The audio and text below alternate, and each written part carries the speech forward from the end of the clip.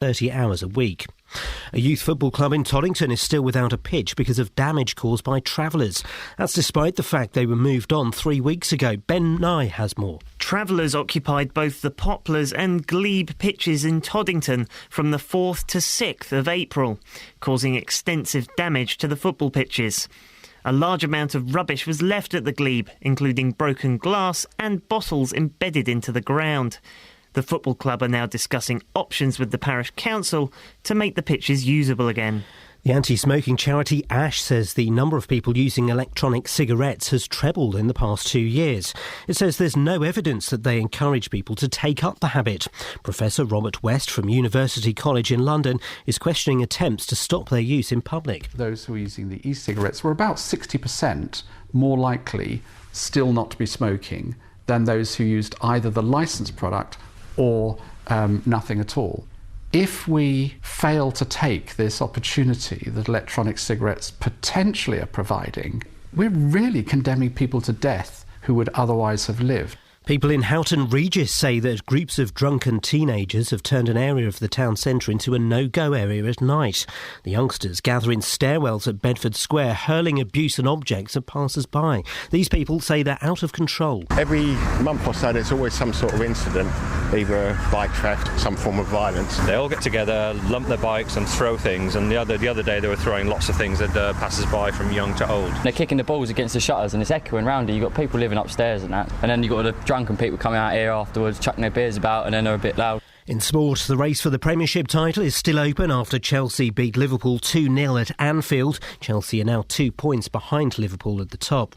And the weather will be misty at first, then sunny this morning with the chance of a thundery shower this afternoon. Top temperatures around 16 degrees Celsius, 61 degrees Fahrenheit. Get the latest news and sport online at bbc.co.uk/3counties. Let's see what they've got to say about Houghton Regis, shall we?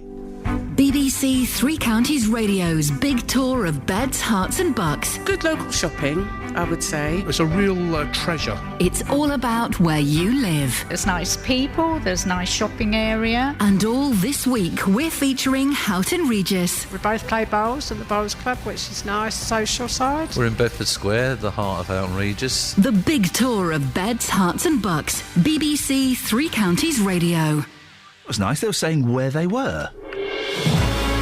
I miss David Dickinson. Where was David Dickinson from in the big tour? I miss him. Oh, I love this place. He was in the pub on Saturday night. Asking me if I liked the One Show. Oh, we'll do that later. Catherine was chatted up by an old man with a probably age appropriate, but with a fantastic chat-up line. It's a corker. We'll get that a bit later on. Coming up on the show, Yob Rule in Houghton, broken glass in Toddington, and Dealey in the house. Actually, he'll be out of the house now. He's probably outside having a growler, but you get my point. We're also going to play a bit of Hanson and some Nick Lowe. Nick Lowe on a Monday morning. Oh, dear listener. Forget your Facebook, forget your text, not interested. 08459 455 555. Across beds, hearts and bucks. This is BBC Three Counties Radio. If she's such a devout Christian, why does she dress like a prostitute?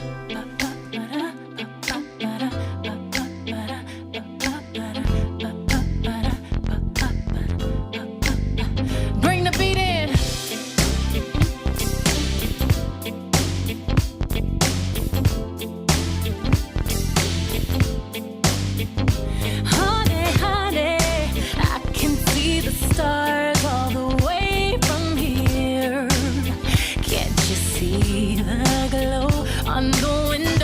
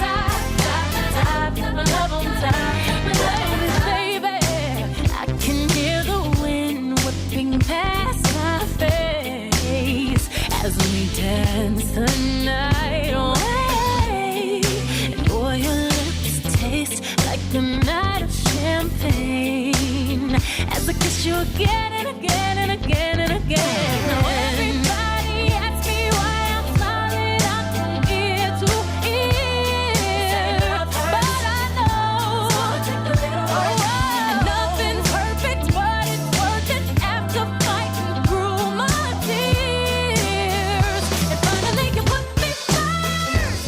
Baby, it's you. You're the one I love.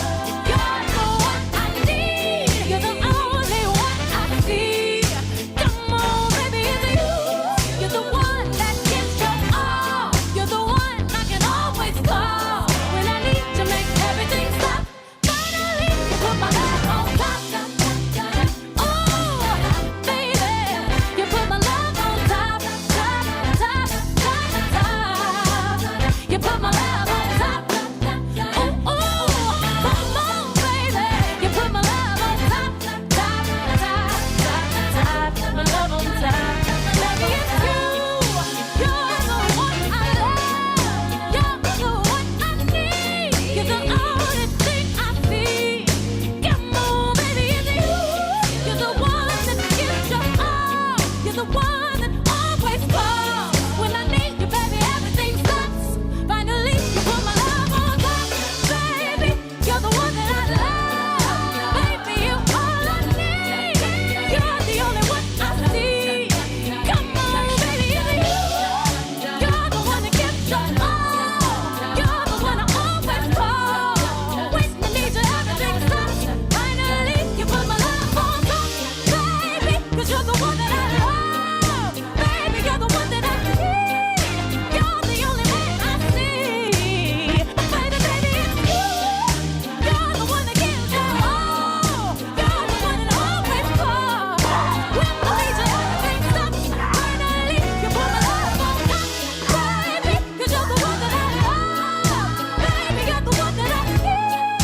You're the only one I see. Baby, baby, it's you. Flipping it, love.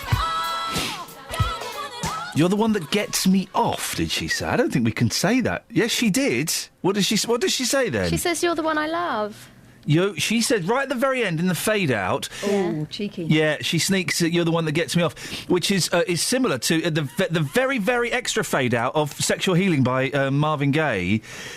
He says something very very rude. Maybe she means gets her off because she's tiny. Maybe he has to lift her off high things, buses. Buses, yeah, that'll be it. So not that. Her chair. You're the one that gets me off my chair. That's what it will be about. Thanks for clearing that one up.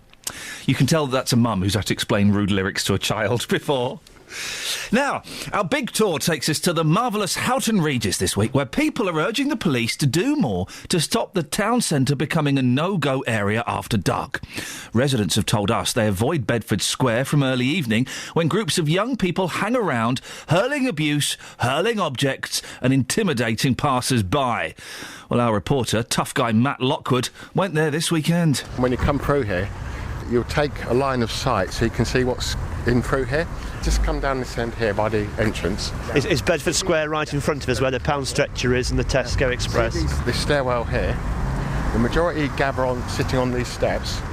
Most of the people that come here of an evening, if they see that, they'll get in their car and they'll go. So we've got actual people coming into the centre of town, they're parking up near the square. If they see youngsters on these two stairwells, that's it, they're going to leave. Has it got that bad?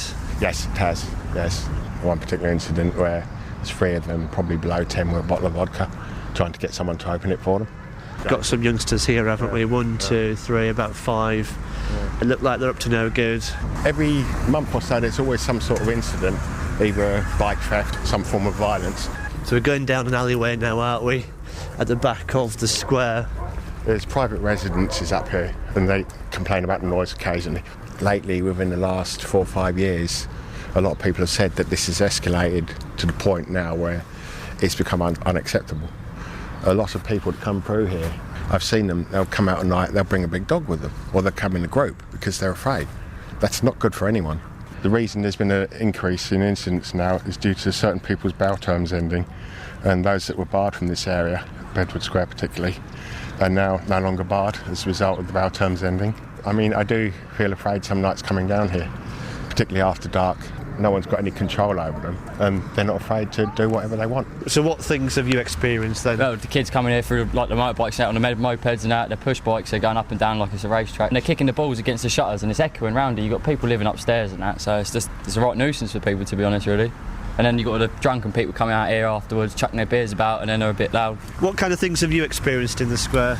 Just general antisocial behaviour. I mean, the other day there were lots and lots of children, youngsters hanging around. It's a sort of a pack culture, because when they're on their own, they're nice as pie.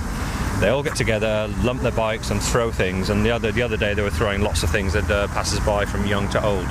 It's difficult not to lower yourself to their level. That's the problem, because they all congregate and it causes more and more trouble. Do you think the police could be doing more to sort this problem out? I think they could, more patrols and so on. This place, Houghton Regis, is a network of rat runs. And they've got bikes and they know all the ways in and out, and that's the difficulty the police have. They pick on single people, Pick on single people? Yeah, or old people, I get called to tramp and all that. They try to get me going, How old are these youngsters? About 14-ish. So 14 years old, calling you a tramp? That's outrageous. Well, what can you do?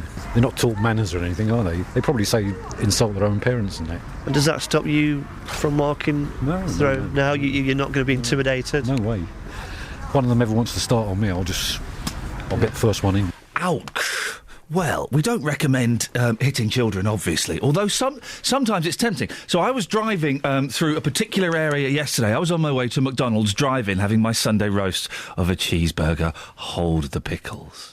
I ordered the cheeseburger. I ordered a quarter pounder. I meant to get the double burger. What do they call the double burger?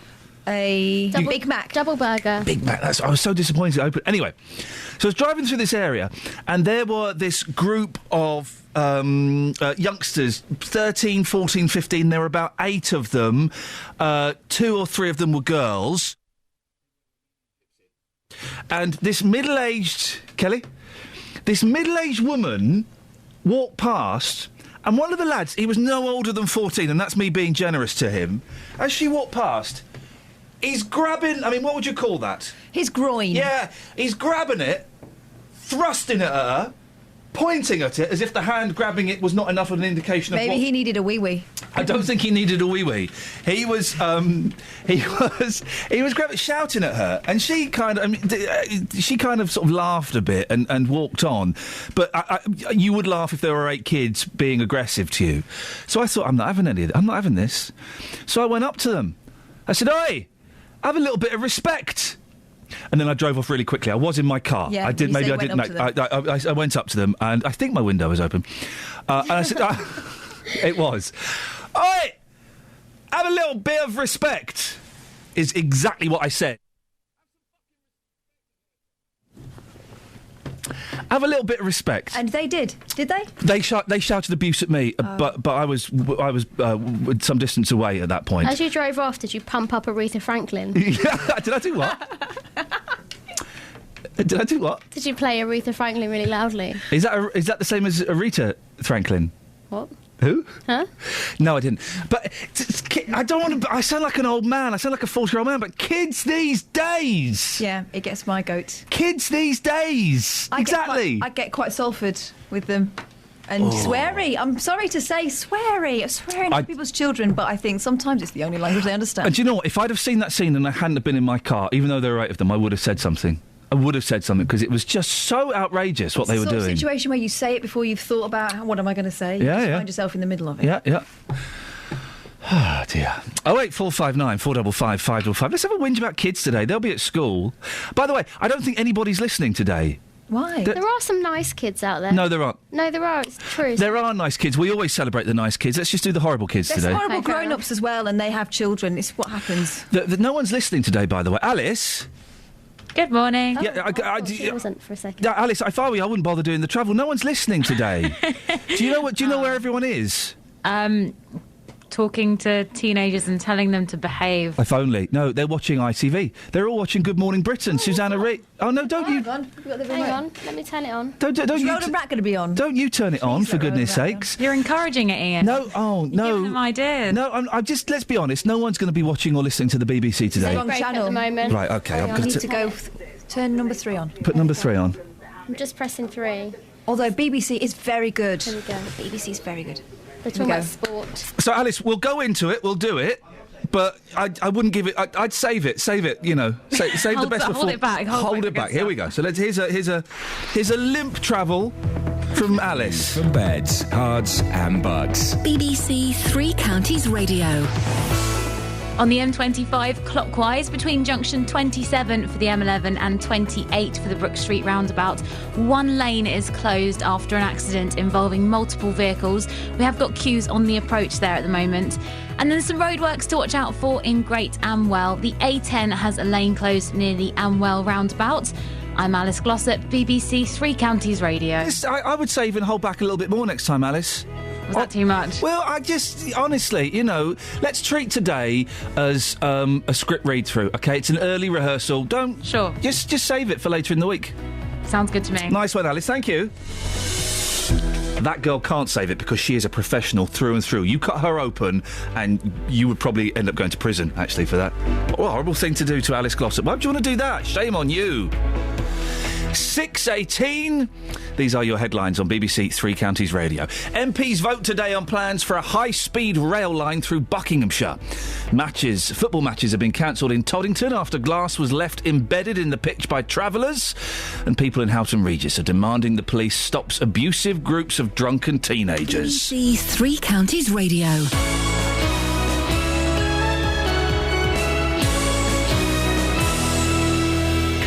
Tomorrow night sees the last away game for the Hornets this season. And after a pretty poor season on the road, Queensport Rangers steal it in the 90th minute. Watford will be hoping their trip to Charlton will be much better. What a goal from Troy Deeney. Hear the whole game live in Three Counties Sport. Tomorrow night from 7 here on BBC Three Counties Radio.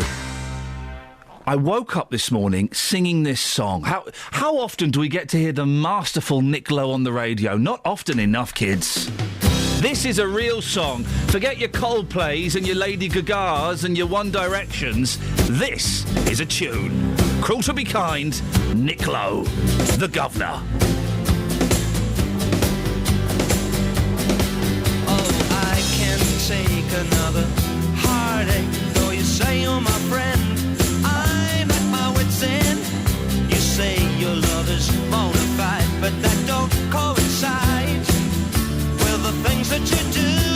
And when I ask you to be nice, you say you gotta be cruel to be kind in the right measure. Cruel to be kind, that's a very good sign.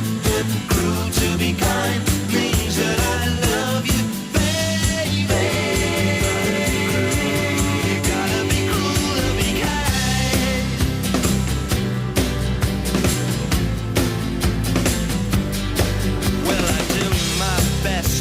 Understand, dear, but you still mystify. And I wanna know why I pick myself up off the ground. Have you knocked me back down again and again? And when I ask you to explain, you say you gotta be cruel to be kind in the right measure. Cruel to be kind, that's a very good sign. Cruel to be kind means that I love you, baby. You gotta be cruel to be kind.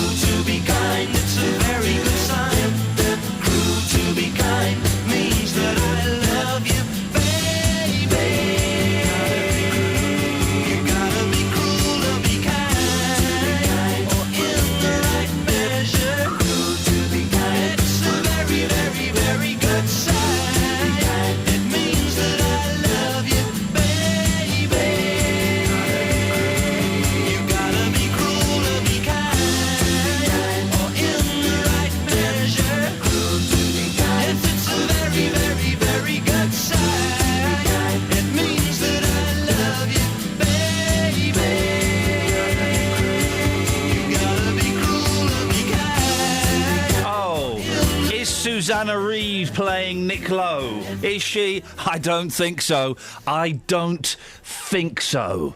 Oh, I enjoyed that. We've got some good play a bit of Hanson later on. I know, but it's good stuff, man. 08459 455 555. A couple of weeks ago, we told you travellers had moved onto football pitches in Toddington. And it would appear they left more than just a mess. Broken glass has been found embedded in the pitch. This is a football pitch that kids play on. And the volunteers who've been doing their best to find it all believe it was done deliberately. Well, we sent our reporter Justin Dealey to Toddington to investigate. Well, I just think it's an absolute disgrace that they're allowed to pitch up wherever they want. We're having to pick up the bill. Absolutely disgraceful. I just... Well, I've just had enough of them. The thing is, it's always, they seem to be thieving. As I say, they're paying no taxes. I really don't know what the answer is. Sure, some are paying taxes, though, to be Well, some. The minority, yeah. But there's always trouble whenever they pitch up anywhere. I just think, the ordinary taxpayers had enough of them. And what's the feeling like here in Toddington amongst other people that you're talking to about what's been happening here? Not once, but twice, of course. Well, it's pretty much the same as my reaction. Everybody's just had enough of it. Well, Jake Kirby is chairman of Toddington Rovers. Jake, I thought this has all been sorted out. What's the latest? Good morning. Well, morning. The latest is, as you've mentioned, we've found a lot of glass on the pitch. And though our club secretary, Peter Ward, led a sort of a search of the playing areas to try and find all the glass, there's so much that there's no real way we can be sure that we found it. So at the moment, we can't possibly contemplate letting children play on the pitch. No, of course not. It's broken bits of glass embedded in the turf, is it? No, to be fair, I think most of it is from smashed bottles, which is it's difficult to see. A lot of it is green glass. You can't see it really within the grass surface itself. So a lot of it, but there's a very, very large amount of it scattered across the playing areas. And do you think this was deliberate or just carelessness? Well, it's difficult for me to say, really, because I don't know the circumstances as such that it happened. But it's difficult to accidentally break that much glass over such a large area, is all I could say. The parish council, because there was a big mess there, and the parish council have spent thousands, haven't they, clearing up that mess? They have, yes. Are they going to help clear up the glass? Whose responsibility is it now? Well, we sort of passed the details back to them, and are just waiting to hear from them. Obviously, it's a very difficult situation for them too. We recognise that. But as a football club, I don't think we can possibly sanction playing on the surfaces until we can establish a way that we can be as certain as you can be that the glass has been cleared. And how can you do that? I guess the only way you could be certain is to returf the whole thing, but that would cost a fortune, wouldn't it? It would cost a fortune, yes. At the moment, we don't know. We don't know if there are any other options available, so we'd certainly welcome any suggestions as to how we could possibly address the problem. But that's really with us to discuss with the parish council. But at the moment, the future's not looking great. And I've been told this is a special year for Toddington Rovers, isn't it? What's going on, or what was supposed to be going on? Yes, it's our 125th anniversary year. Wow, what a great way to celebrate. Well, yes, it is very disappointing. I can't even begin to imagine how frustrated you and all the young people that use these pitches must be. It is extremely frustrating, yes.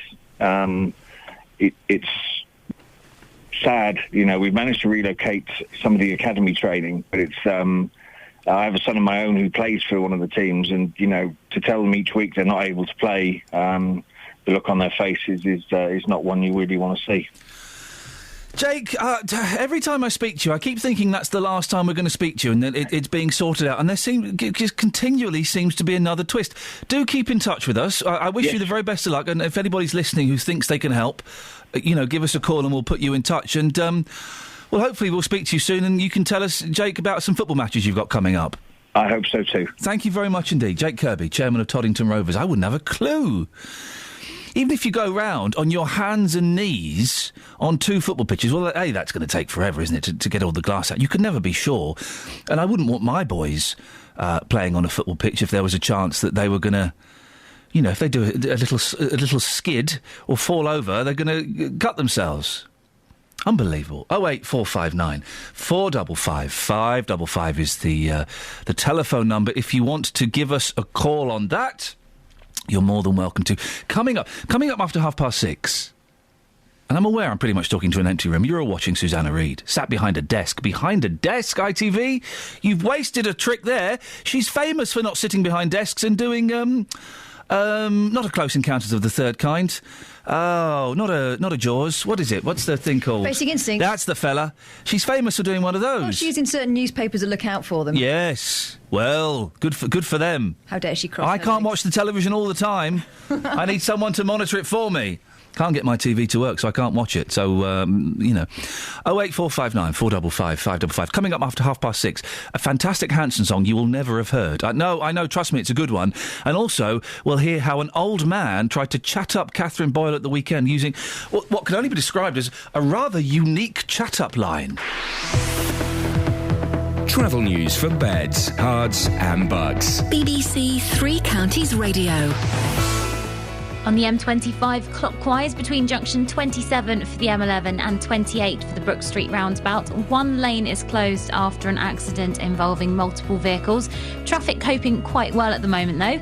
Also, the anti-clockwise on the speed sensors, that's starting to look heavy around junction 21 for the M1.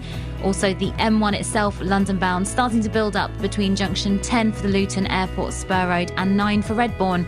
Public transport has no reported problems. I'm Alice Glossop, BBC Three Counties Radio. Alice, thank you very much indeed. 08459 455 555. Let's just put out the very simple question this morning on the day that GMTV... I probably shouldn't be mentioning that much, should I? Just in case people didn't know it was starting.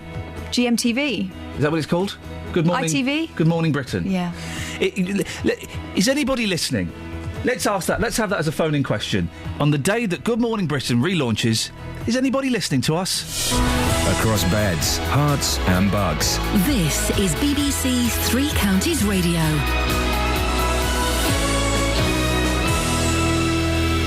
It's 6:30. I'm Lee Agnew. The headlines. The government is facing a backbench Commons revolt tonight over plans for a high-speed rail link through Buckinghamshire. Around 30 Conservative MPs say it's too expensive and will damage the environment. A new scheme begins today that could see some long-term unemployed people lose their benefits. After 2 years out of work, they'll have to visit the job centre every day, attend intensive training or work in the community unpaid for 30 hours a week. And football matches have been cancelled in Toddington after glass was left embedded in the pitch by travellers. It's 3 weeks since the group was moved off the land.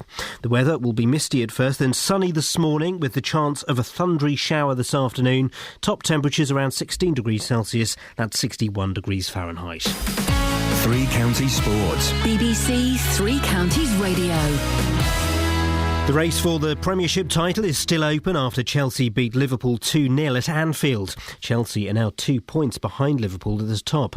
Liverpool manager Brendan Rodgers accused Chelsea of time wasting. I think it was interesting that they actually got on, I think it was the 92nd minute, a booking for time wasting, when it was clear right from the very off that was the case. But listen, that's part of the game. If teams play that way, for us it's not our nature. We aim to win the game in a sporting manner, and we aim to be creative and attacking in our football. Manchester City could still win the title after they beat Crystal Palace 2-0, and Sunderland are now out of the relegation zone after their 4-0 thrashing of Cardiff. Watford's playoff hopes have ended ahead of tomorrow's night trip to Charlton in the Championship. The Hornets goalkeeping coach Alec Chamberlain hopes defender Joel Ekstrand recovers from a blow to the foot he got in their defeat at Derby. Well, it looked like he was holding his ankle, didn't it? So I'm presuming he either got a knock or a twist, I'm not sure, but hopefully it's nothing too drastic, and obviously got another game Tuesday. Wednesday, so we're running out of bodies a little bit for defensively. Wycombe will need to win their final League Two match at already relegated Torquay and hope other results go their way to beat the drop themselves.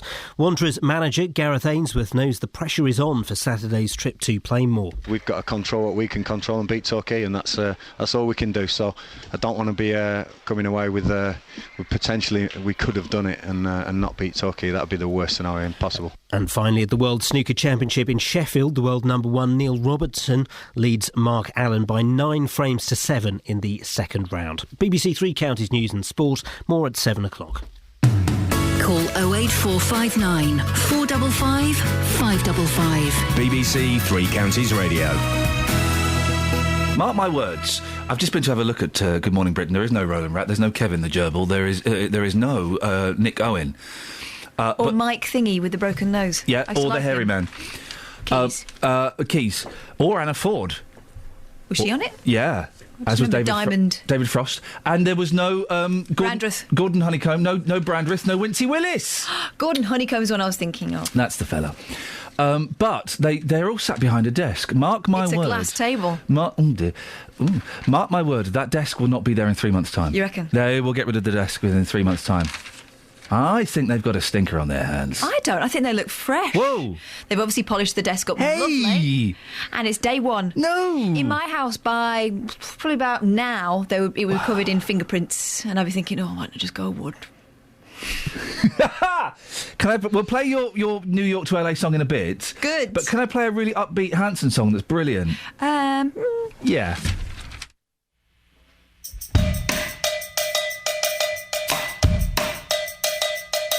Well, I gave you love, you know it. So when did you grow it and decide that you would find another man? You've been out there shaking, tell the boys are chasing. When you get home, you think I'll be the bigger man. Hey, well, I've been thinking about something. I've been thinking about something other than you. I know your reputation, 'cause you send my heart racing. You think I will always be the fool. Well, I've run out of patience for this sticky situation. You won't find me crying that we're through. I've been thinking about something. I've been thinking about something other than you. It's sad to say, but baby, every day I've been thinking about something. I've been thinking about something other than you. It's sad to say.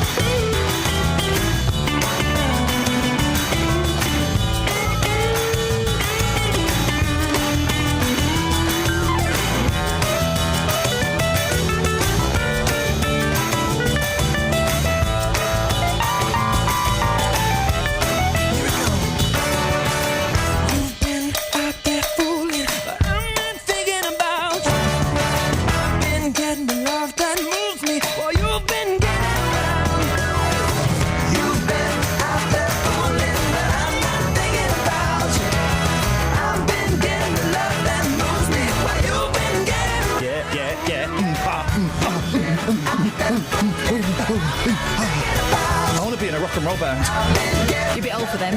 Although you could go on that one with Britain's Got Talent. Oh no, who Looks are? like Because I don't watch that rubbish. There's a brilliant picture of them though. Hang on, where is it? We had them lined up, didn't we? And I thought, actually, Simon Cowell got sniffy about the fella Yes. who... 27. He said he was 27. I thought he could pass for a bit older. He looks like their dad in the photo. It's a dance troupe, isn't it? Yeah. Dance troupe. Street dancing was very popular about 4 years ago, and there are some people still milking that cow. And they came on in these kind of baseball jackets, and I thought looked a little bit old-fashioned. There was, these four lads and apparently their dad.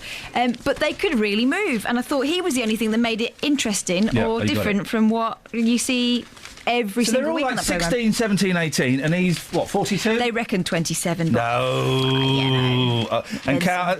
But... But he can move, flipping heck. I'm 41 next month, I can move. Yeah, but it's how you move, isn't it? Hey, there's two great stories on page 3 of the Daily Mail.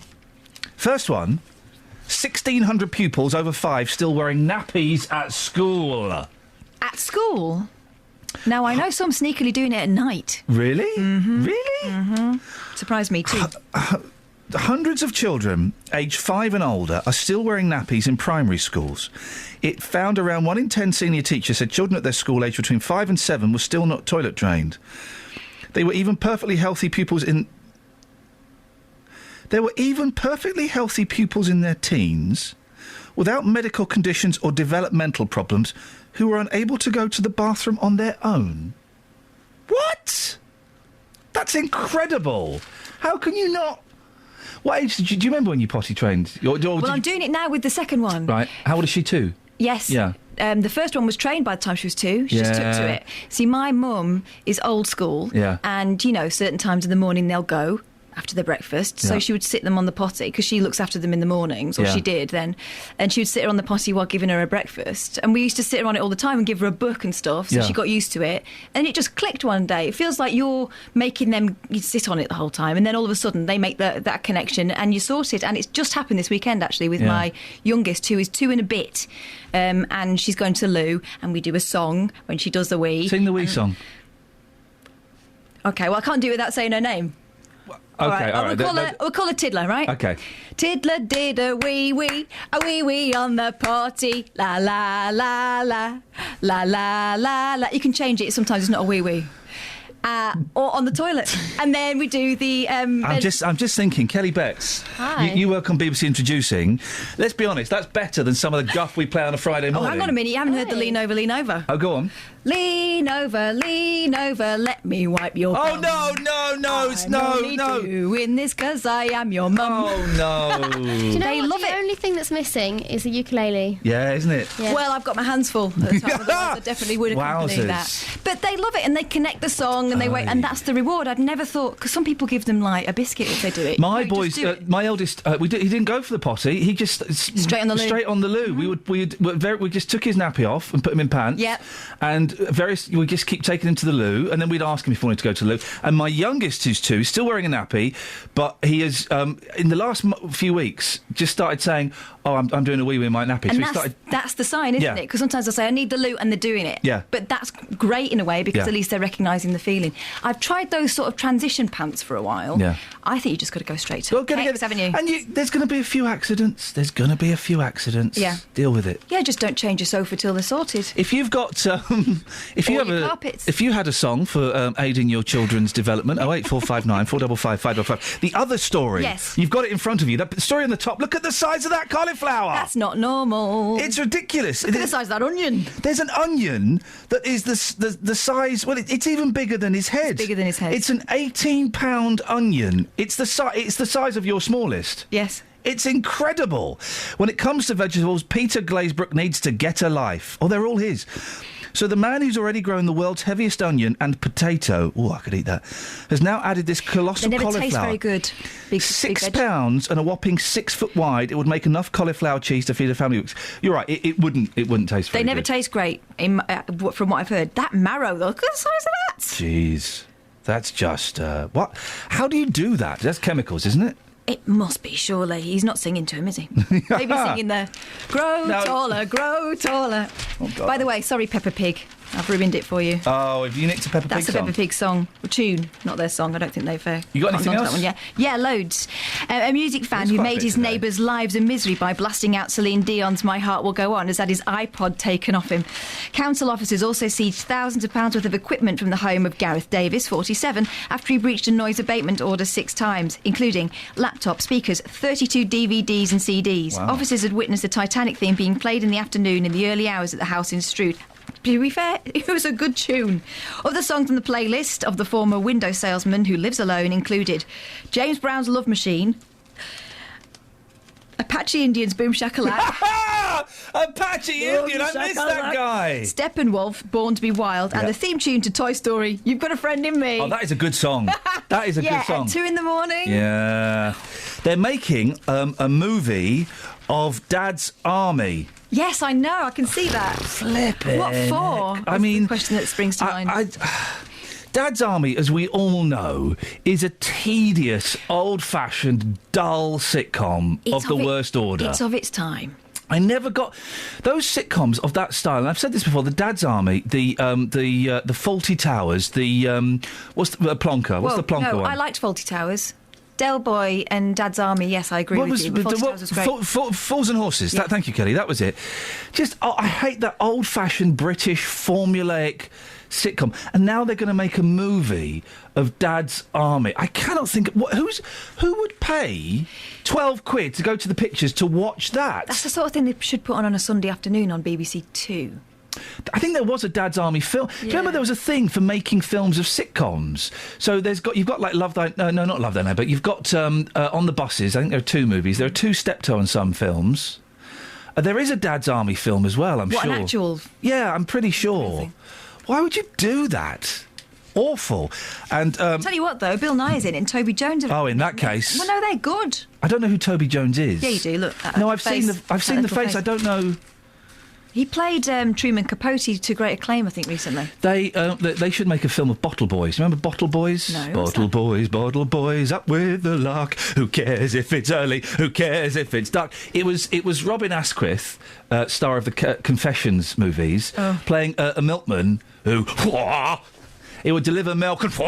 It was pretty much Confessions with milk. Yeah, he'd be having it away. He'd be having it away with Mrs. Some of those Jones. films, you can't really show them anymore. I remember one where he's up the ladder, this is a Confessions film, up the ladder looking into a girl's changing room in a school, and they're all like, oh! Yeah. And that's the Oxo mum's in a lot of them. You see her... oh, I know, Linda's Bellingham's. 08459 455 555. More papers after this. Travel news for beds, cards, and bugs. BBC Three Counties Radio. The M25 anti-clockwise, very slow now between junction 21 for the M1 and 20 for Kings Langley. Then on the M1 itself, London bound is heavy going between junction 10 for the Luton Airport Spur Road and 9 for Redbourne. Also, the A1M southbound, slow going around junction 7 for Stevenage, but public transport, that's still looking good. We've got no reported problems there. I'm Alice Glossop, BBC Three Counties Radio. Thank you, Alice. Don't hold back too much. 6:46. It's Monday, the 28th of April. I'm Iain Lee. These are your headlines on BBC Three Counties Radio. MPs vote today on plans for a high-speed rail line through Buckinghamshire. Football matches have been cancelled in Toddington after a huge amount of broken glass was left on 2 pitches by travellers. And people in Houghton Regis are demanding the police stop groups of abusive teenagers. 08459 455 555. What on earth is the point in a Dad's Army film? And what songs do you have to aid your children's development? We'll get all of that and more after the latest weather with Sarah Thornton. Beds, hearts and bucks weather. BBC Three Counties Radio. Good morning to you. Thanks very much indeed. A dry start this morning across the 3 counties, but I can't give you a totally dry day. It looks like we will see some quite sharp showers around again, as we have done through the weekend, but also, of course, some drier interludes and some sunshine coming through with those showers. It's a fairly cloudy start this morning, though. That sunshine will develop by the latter part of the morning, but it's around lunchtime when we see the showers drifting towards us from the east. They're drifting off towards the west, but fairly slow moving, not much wind pushing them around. So if you catch one, I think think you'll really notice it because it could be with you for a while. Having said that, lots of places will avoid those showers, and there will be sunny intervals mixed in with them too. They tend to clear away by the middle part of the afternoon, so the end of the afternoon will be dry, and we'll have some good spells of sunshine before the sun sets at 8:20 this evening. And then the next couple of days are generally fairly dry, but quite cloudy. Temperatures typically in the mid-teens. Today we're looking at highs of 15, 16 Celsius. For tomorrow, 13 or 14 degrees. A lot of dry weather. Again, some showers around here and there. Thursday, plenty of showers. They return to us with some vigour actually on Thursday afternoon. And then for Friday, a real change to the weather as it's fairly dry, but a northerly wind sets in and it will turn colder. More, of course, on all the websites. All the websites? Now, how about a little murder? Nick Coffer on BBC Three Counties Radio. How about a bit of murder and death, particularly local murder and death from the 19th century? I mean, one of the crimes in the book, I think there's a potential there for miscarriage of justice. Here until 3 o'clock this afternoon. More great music to come in the next 2.5 hours. Every once in a while, I like a little bit of epic on this programme. Nick Coffer. Today, I'm just outside of Aylesbury at Stoke Mandeville. I'm at Hula, which is an animal rescue centre in the paediatrics ward of the L&D Hospital. I'm in St Albans. Nick Coffer, weekdays from 12 on BBC Three Counties Radio. Now, why are we playing this next record? Patsy Gallant. Because a new tweeter sent me a message saying we ought to play it. Colin Lim. This is Colin Lim? This is his fault. Yes. And he's only following 3 people. Oh. Me, Kelly, and one other person. Hello, what about me, guys? Sorry? Yes. What's that? I'm cheering. By the way, we're 2 of Colin's girls. Big up Thanks, Kelly Colin. Betts. She posted a picture on Twitter that I can't describe in great detail it's had about nearly 300 retweets, been retweeted by Jeremy Vine. Mm-hmm. Who else did you say? David Schneider. David Schneider, top of Alan comedian. Partridge. And I've repeated it. Repeated it. Retweeted Tweeted it. Thanks, boss. Describe it as delicately as you can. It's a band Yep. posing in front of the Three Counties banner, Yep. but they're unfortunately positioned. So some of the letters from counties are not there. Some of them Not are enough there. to Yes. make it- So it's a little bit. If you follow, And there are 3 of them, aren't there? yes. So- if you follow, what's your Twitter name? At Kelly Betts. At Kelly Betts, or go and have a little look at her Twitter feed. Maybe post it again a bit later on so that It's still there. Okay. It's right at the top. It's right at the top. Go and have a look at that. That's worth looking at. It's very, very funny. This song, is it actually worth playing? I think it's hideous and wonderful at the same time, so yeah. Beautiful.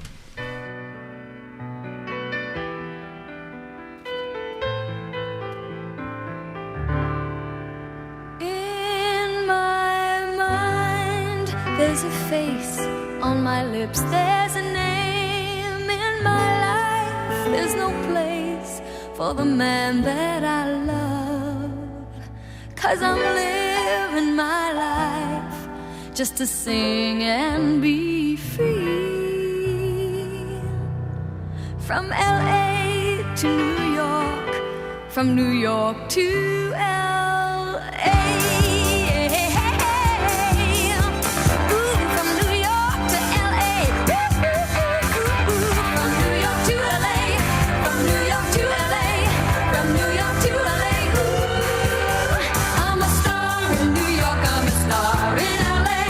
In my life, there's no place for the man that I love, 'cause I'm living my life just to sing and be free. From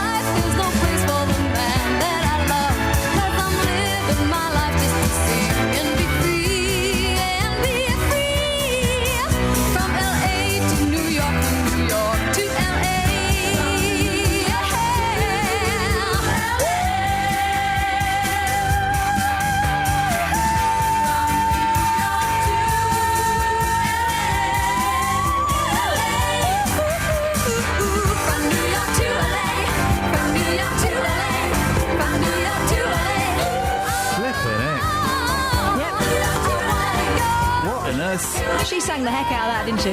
GMTV, you may have won today, but I'll be back for another round tomorrow. Dealey, what are you making of this? Oh, absolute tune. Fantastic. Love it. Do you know what? That record, One Hit Wonder. Yeah. When I came up with the idea for a music programme at the weekend, I came up with 100 songs, fantastic songs that never get played on the radio. Yeah. That was one of them. I mean, we can kind of... It's 4 minutes 40 of her charting her journey from the East Coast to the West Coast of the United States of America, or vice versa. It was an advert, and I'm trying to think what advert it was from. Oh, I don't know. I'm thinking an airline. Yeah, Would make sense. I thought it was something like Barclaycard, or Really?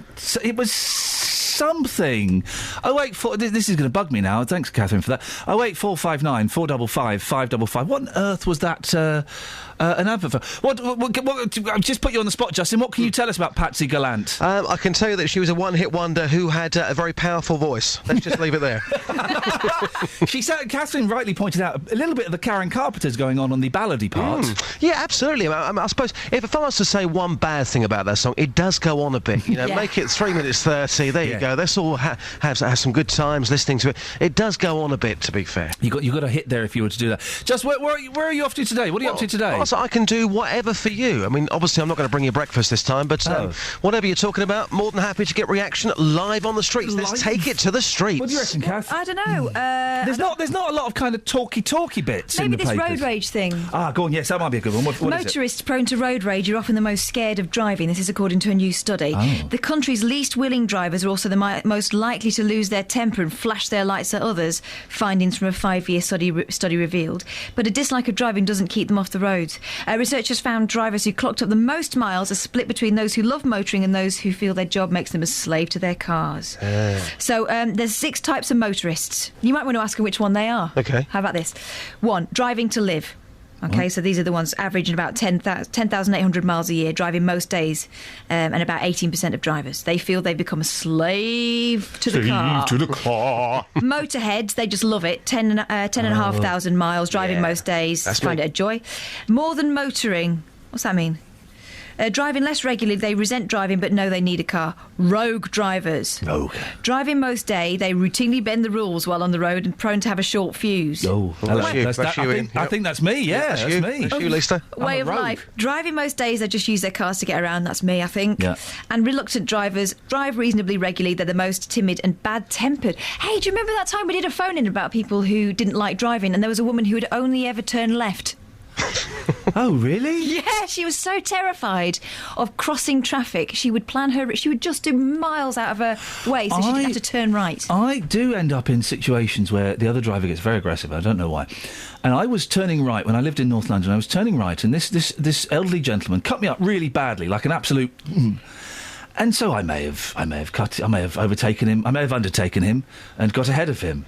And then I went to turn right, and he pulled up right in front of me, really tight, so I couldn't move. And he got out of his car, really old, he's in his 70s, got out of his car, tapped on my window, so I wound it down. If you ever do that ever again, I will kill you! Wow! And I just laughed, because it came from nowhere. He threatened to kill me, Justin. Wow. See, I thought road rage nowadays just didn't exist. Maybe I'm wrong. Mate, go and get seen it for a long time. Maybe because I'm a perfect driver, but I've not seen it for a while. It's because you're not looking at the road, mate. You're too busy looking at your cassette collection and sparking up a growler. In the mirror. Go and get some road rage stories. I bet there's some cracking ones out there. Absolutely. Thank you, Justin. We'll speak to you later on. Take care. Ta-ta. 08459 455 555, please. I get road raged at for using lane 1 because I believe you should be in it. So if someone's in the middle lane, I will overtake them. Yeah. And then go back in front of them. Yeah.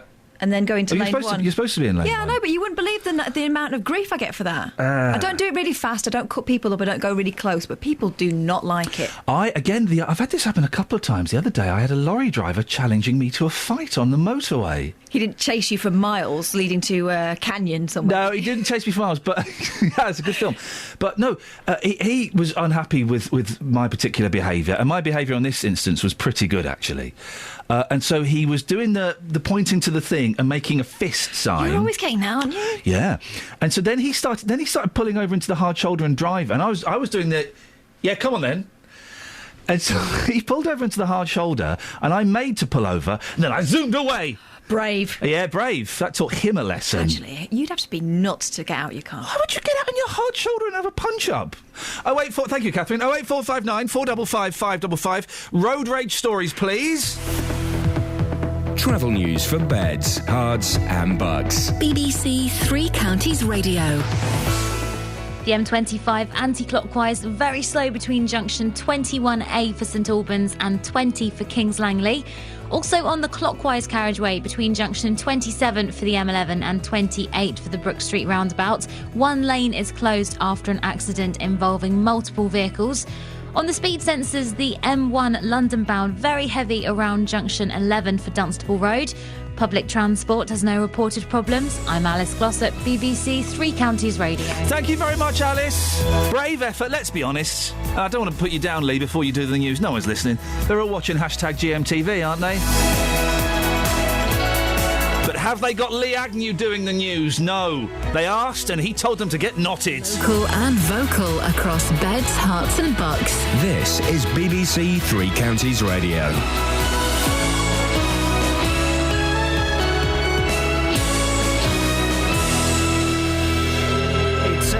The headlines: MPs to vote on HS2 today, tough new rules for the unemployed, and hidden glass stops football matches in Toddington. BBC Three Counties Radio. The government's facing a backbench Commons revolt tonight over plans for a high-speed rail link through Buckinghamshire. Opponents say it's too expensive and will damage the environment. Conservative MP for Chesham and Amersham, Cheryl Gillan, says the parliamentary process has a long way to go. First of all, it's got to get through its committee stage in front of the hybrid bill committee. Then it has to have report stage and third reading in the House of Commons. It then has to go to the Lords and go through a similar process. So this bill will not be through before the general election, and it will depend on the government of the day as to whether it is continued or whether it's at that stage abandoned. A new scheme begins today that could see some long-term unemployed people lose their benefits. After 2 years out of work, they'll have to visit the job centre every day, attend intensive training or work in the community unpaid for 30 hours a week. Glass has been found embedded in 2 football pitches used by youngsters in Toddington. Volunteers have been trying to clean up the mess left by travellers 3 weeks ago. Chairman of Toddington Rovers, Jake Kirby, says they can't risk playing there. Most of it is from smashed bottles, which is green glass. You can't see it really within the grass surface itself, but there's a very, very large amount of it scattered across the playing area. A 15-year-old boy is due to appear at Luton Crown Court today, charged with the attempted murder and rape of a teenage girl. The boy, who can't be named for legal reasons, is accused of attacking the 14-year-old at Lucy Park in January. The anti-smoking charity ASH says the number of people using electronic cigarettes has trebled in the past 2 years. Professor Robert West from University College in London is questioning attempts to stop their use in public. Those who are using the e-cigarettes were about 60% more likely still not to be smoking than those who used either the licensed product or nothing at all.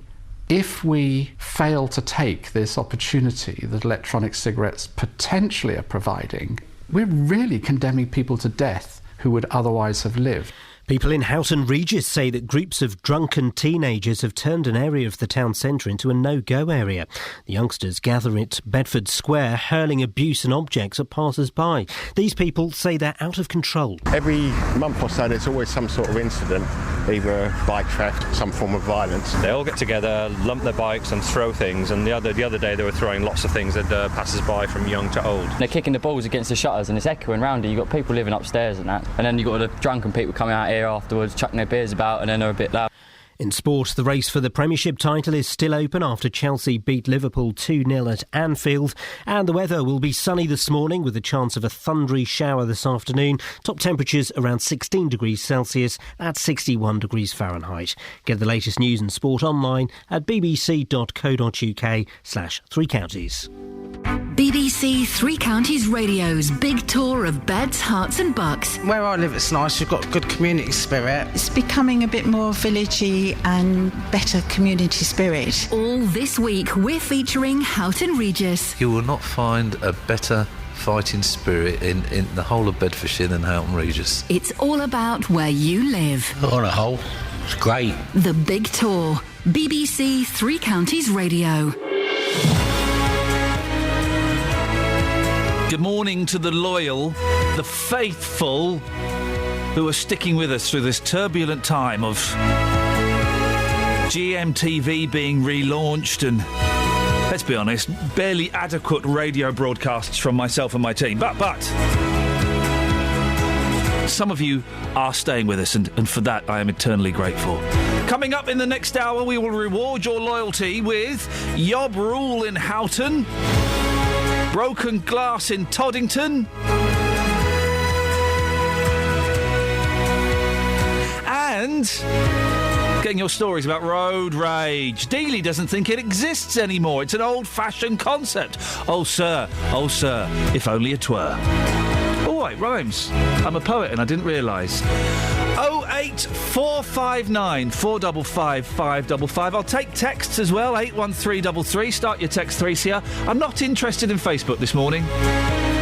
Texts and phone calls, please. Across beds, hearts and bucks. This is BBC Three Counties Radio.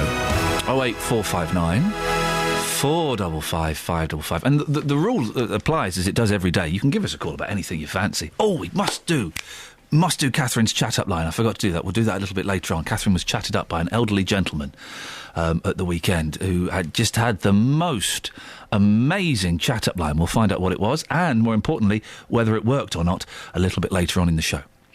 Now, the big tour has rolled into Houghton Regis this week, where the feeling from locals is less positive than it has been on our previous locations. In fact, a lot of people we've been talking to are desperate for the police to step in to stop their town centre becoming a no-go area after dark. Locals told us they avoid Bedford Square from early evening because that's when gangs of teenagers take over, shouting abuse, throwing things, and on occasions roughing up passers-by. These people told our reporter Matt Lockwood they've had enough. Every month or so there's always some sort of incident, either bike theft, some form of violence. Lately, within the last 4 or 5 years, a lot of people have said that this has escalated to the point now where it's become unacceptable. A lot of people that come through here, I've seen them, they'll come out at night, they'll bring a big dog with them, or they'll come in a group because they're afraid. That's not good for anyone. So what things have you experienced then? Well, the kids coming here through like the motorbikes out on the mopeds and that, the push bikes are going up and down like it's a racetrack, and they're kicking the balls against the shutters and it's echoing round you. You've got people living upstairs and that, so it's a right nuisance for people, to be honest, really. And then you've got the drunken people coming out here afterwards, chucking their beers about, and then they're a bit loud. What kind of things have you experienced in the square? Just general antisocial behaviour. I mean, the other day there were lots and lots of children, youngsters hanging around. It's a sort of a pack culture because when they're on their own, they're nice as pie. They all get together, lump their bikes and throw things. And the other day they were throwing lots of things at passers-by from young to old. So it's not impressive, but it's difficult not to lower yourself to their level. That's the problem, because they all congregate and it causes more and more trouble. This place, Houghton Regis, is a network of rat runs. And they've got bikes and they know all the ways in and out, and that's the difficulty the police have. They pick on the single people, Pick on single people? Yeah, or old people, I get called a tramp and all that. They try to get me going, They probably say insult their own parents and that. And does that stop you from walking through? No, you're not going to be intimidated? No way. One of them ever wants to start on me, I'll get the first one in. Well, that's Matt Lockwood there talking to local residents. We can speak now to Mary. It's not her real name, but Mary lives in Houghton Regis. Good morning, Mary. Good morning. Mary, what antisocial behaviour have you witnessed? Well, in general, I was passing in the square, I'd say probably a couple of weeks ago now. There was an elderly couple one was on the mobility scooter, her husband was following in suit. And as I was approaching the square, there was a bunch of youths in the square, and I saw them shaking the mobility scooter. So I started walking over there to learn that the elderly couple actually refused their request of going in and buying them some cigarettes. I did step in, obviously, ensued by a lot of abuse, and threatened to call the police, which I did, with no expectation of any arrival, of course. And subsequently, they just run. How many young people were there? At this point, there was about 3 or 4. 2 of them were actually shaking the mobility scooter. The other 2 were laughing and joking on the bench. And when you say shaking the mobility scooter, what part were they holding and how aggressively were they shaking it? It was quite rigorously, and they had their hands on the handlebars of the mobility scooter because it was sort of kind of payback because they didn't get the cigarettes that they wanted. How old do you reckon these young people were? Oh, between 12, 14. Oldest probably 15. When they went, Mary, I'm assuming you spoke to the elderly couple. What did they say? How did they feel? They said they're not coming across there anymore. They said it's a general problem and they regret it, and that they only came across there on that occasion because they didn't have an opportunity to go elsewhere earlier in the day. But in future they will plan better.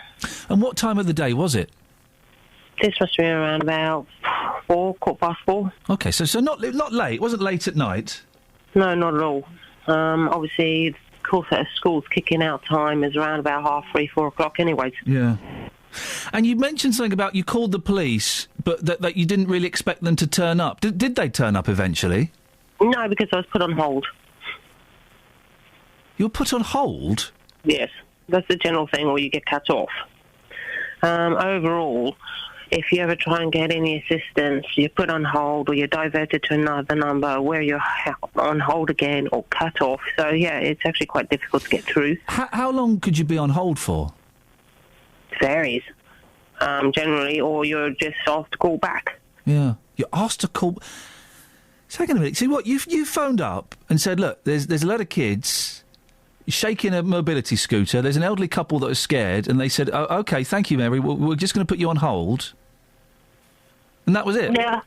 Yeah, that's pretty much it. I think in general, unless they learn that anyone has actually been harmed or hurt, then you've got a general weight on your hands before a complaint will be recorded, if at all.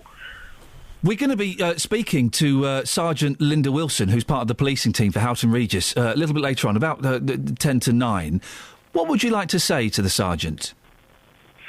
There really needs to be a step up, and they need to respond a lot more in terms of what's expected. I mean, the council have a duty of care, I believe, towards its residents in this area, and subsequently they are actually charging people via the council tax to provide that duty of care, and this has not been seen.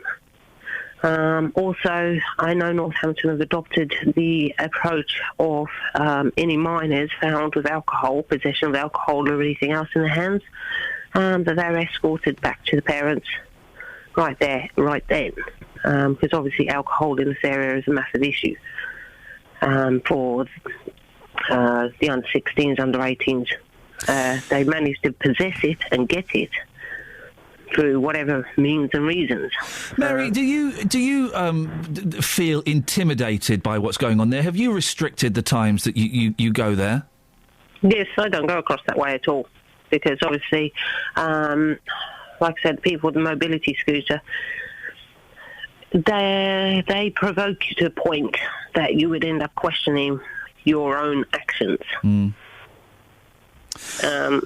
And that's not really right, but they will actually push you to that point. And I'm assuming you've spoken to your neighbours and your friends, and they're all saying kind of similar things, are they? Absolutely. Yeah. You can stop and talk to anyone in the area; they'll say pretty much the same thing. Mary, I appreciate your time this morning. Do try and listen at 10 to 9, and we'll certainly put your question to Sergeant Linda Wilson, who's going to be coming on a little bit later on, and we'll get her response. 08459 455 555. Earlier on, I related an incident that I saw yesterday with some young kids being sexually aggressive, shall we say, to a middle-aged woman, and I told them to jog on. And I joked, let's be anti-kids today. And it was a joke. Listen, I genuinely believe that the majority of young people in this country are pretty good. They know right from wrong, and they generally adhere to the right side. So I'm not. Don't worry, we're not going to do a show where it's "Hey, aren't kids rubbish?" But I can't imagine what would possess, and let's be generous, a 14-year-old. Let's be generous, 2 14-year-olds to shake a mobility scooter with an old woman sat on it. Even if it was in jest, right? Even if they were just playing, how intimidating. And I've had kids, can you buy some silk cut, mister? No, jog on. Sorry, I'm not going to do that. But to then have a pop, attack, and it is an attack, isn't it? an old couple and intimidate an old woman in a mobility scooter. No. That's not what we do. If you live in Houghton Regis, I'd love to get your thoughts on this morning. 08459 455 555. Is this a coffee I see before me? It is, Princess. Hey, did you... There you go, Blossom. You're welcome, Peaches. No, she wouldn't have, would she? 08459 455 555. Your stories of being, living, working in Houghton Regis, the examples that you've come across, please. And don't worry, we're not going to do a whole show with, hey, aren't kids rubbish these days? Because I think the majority of them are pretty decent. They're pretty good.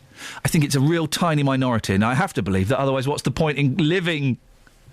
08459 455 555. You can text this morning as well. 81333. Start your text 3CR. No Facebook today. I can't be bothered. I've closed again. I've deleted, not closed, deleted my personal Facebook account. Now I've got 14 days to change my mind. But I think I'm going to stick with it. My life is already better. How? How what? How is it better? Well, I'm not looking at Facebook all the time. But are you still on Twitter? Are you still on there as your celebrity profile? Yes. So you're still on there? As my celebrity profile and a Monkeys page that I run, yes. So you are still looking at Facebook? Well, no. I'm going to have to go now. I'm busy. Oh. Bye. Status? So, 08459 455 555 is the phone number. 7:15, BBC Three Counties Radio. Let's get the travel news from the ever-excellent Alice Glossop. Travel news for beds, cards and bugs. BBC Three Counties Radio. On the M25 anti-clockwise, things very slow going between junction 21A for St Albans and 16 for the M40. Also, the M1 London bound looking very heavy at the moment between junction 10 for the Luton Airport Spur Road and 7 for Hemel Hempstead. The A1M southbound slow between junction 8 for Hitchin and 7 for Stevenage. Then on the speed sensors, the A5 southbound heavy going as you go through Markyate. Public transport has no reported problems. I'm Alice Glossop, BBC Three Counties Radio. Alice, thank you very much indeed. 7:16, it's Monday the 28th of April. I'm Iain Lee. These are your headlines on BBC Three Counties Radio.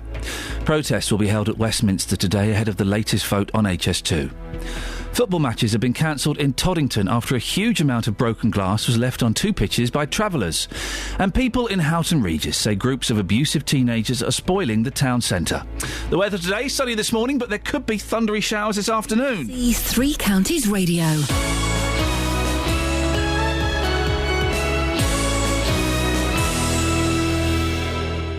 Monday the 5th of May is Milton Keynes Marathon Day on BBC Three Counties Radio. As a station, we are going to be going there fully loaded and prepared to go as a team for success. And with just over a week to go, let's see how our main runner is getting on. I'm Jeff Doyle and I'm the sports editor at BBC Three Counties Radio. I run once, twice a week, about 10k for about 50 minutes. The Milton Keynes Marathon. My tri-suit is an all-in-one, which comes to about the knee, very, very tight. Countdown to the Milton Keynes Marathon. The last time I did something like this, I had a curry, I was out with friends, and it was a curry and beer night, and it wasn't pleasant after the race. Countdown to the Milton Keynes Marathon with BBC Three Counties Radio.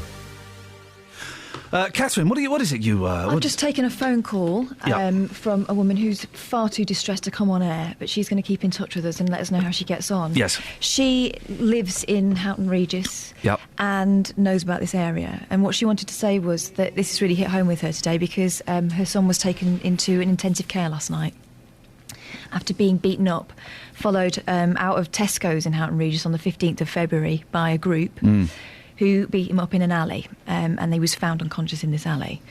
Ever since, he's been so distressed and frightened, he won't leave his flat, and he started self-harming last week, and it's led to this. He's now been put in intensive care. She said it's been caught on CCTV, him being followed by this group, but it's too dark to see who it was. And she just wanted to say that it is a real problem. Her son has learning difficulties, he's autistic, and he's got the onset of Huntington's disease, so he was a really easy target. And he's taking it very, very... badly is not the word, is it? Just an awful story, and she's going to keep in touch with us and let us know what happens, but she's so worried about her son, obviously. Oh dear, oh dear, oh dear. Well, yes, let's make sure we keep in touch with her and wish them the very best of luck at working through that. Thank you, Catherine. 08459 455 555. Andrew's in Bedford. Good morning, Andrew. Good morning, Ian. Andrew, what you got for us, boss? Well, you were saying earlier about GMTV, then, new launch of Good Morning. It's launching today. No one's listening to us, Andrew, apart from you. Well, I watched the first hour of it. Oh, yeah. And then I came back to you. I've never seen such a load of rubbish. It's just the usual old stuff. I mean, stories of no interest to me whatsoever. I mean, they're sitting around this big, huge circular desk to try and give it some false gravitas. Yes, false gravitas. And they had a story about that, which has been in all the papers anyway, about the biggest family in Britain, 16 children, one on the way. I mean, it was basic things like, they have gets through 2 cereal boxes a day and 16 pints of milk and two bottles of juice. And I mean, how boring. We know that. If you've got a load of kids, you're going to get through a load of stuff. I mean, they do 8 washes a day or something. You're going to do it. I mean, what's new about that and what's interesting? And then the thing that I left it when they was trying to feign interest in a story about One Direction. I mean, you've got these... I mean, they're all pretty getting on a bit, aren't they? I mean, Susanna Reid's 40-something, the other one's 39. I mean, basically, apart from one young chap who's in his 30s, they're all middle-aged and they're trying to feign interest. And Susanna Reid, she was just squirming, thinking, why am I interested in One Direction? So it was just so boring, Ian. I'd much rather listen to your programme because you get local interest stories and you can interact and get feedback. Well, Andrew, listen, I appreciate that. I'm slightly disappointed you left us for an hour, though, Andrew. That seems a little cold for everything we've been through together. I just thought, I got up and I was making myself some breakfast, and I just thought I'd just try it, just see if it was any good. I mean, but I'll always come back to you. Good. Well, may God bless you for that. Have you you've called in about road rage as well? Yeah. Justin Dealey thinks it doesn't exist anymore. No, it still does exist, and I think it's down to the fact that we see it. I see it as an invasion of your space when someone cuts you up, because we're very proprietorial, some of us, about our cars, aren't we? And it's our space, and if someone cuts you up. But we do things in cars, Andrew. If we were walking down the street, we wouldn't do all that kind of stuff. Oh, no, yeah, you do become a bit of a monster, as I'm saying, because you see it as your space. And if you see someone invading it, it's like if you're at a party and someone comes up to you and they start bugging you, it's the same sort of thing. You're going to get a bit annoyed, aren't you? You're going to get a little bit annoyed. Andrew, thank you for that. 08459 455 555. Going to move on. From today, some people who've been out of work for 2 years or more will have to work unpaid for 6 months in return for keeping their benefits. The government says the scheme will provide the unemployed with a boost to their CV and show potential employers what they're capable of. But not everyone supports the idea. We can speak now to Simon Hill from the National Coalition for Independent Action, which works to keep the voluntary sector free of government interference. Morning, Simon. Good morning. What do you make of this scheme? Well, of course, unemployed people need jobs. Most unemployed people want jobs, and everybody should be contributing to society. The problem is that this isn't about real jobs with real wages. It isn't about real volunteering. It's about forcing people to work without pay. And what we're saying is, yes, people should work, but people need jobs with at least minimum wage that you and I and the rest of the world are entitled to. Voluntary groups, charities and so on need real volunteers. And what this is really about, or part of what this is about, is that people are sent or will be sent to work 6 months without pay under threat of having basic benefits cut.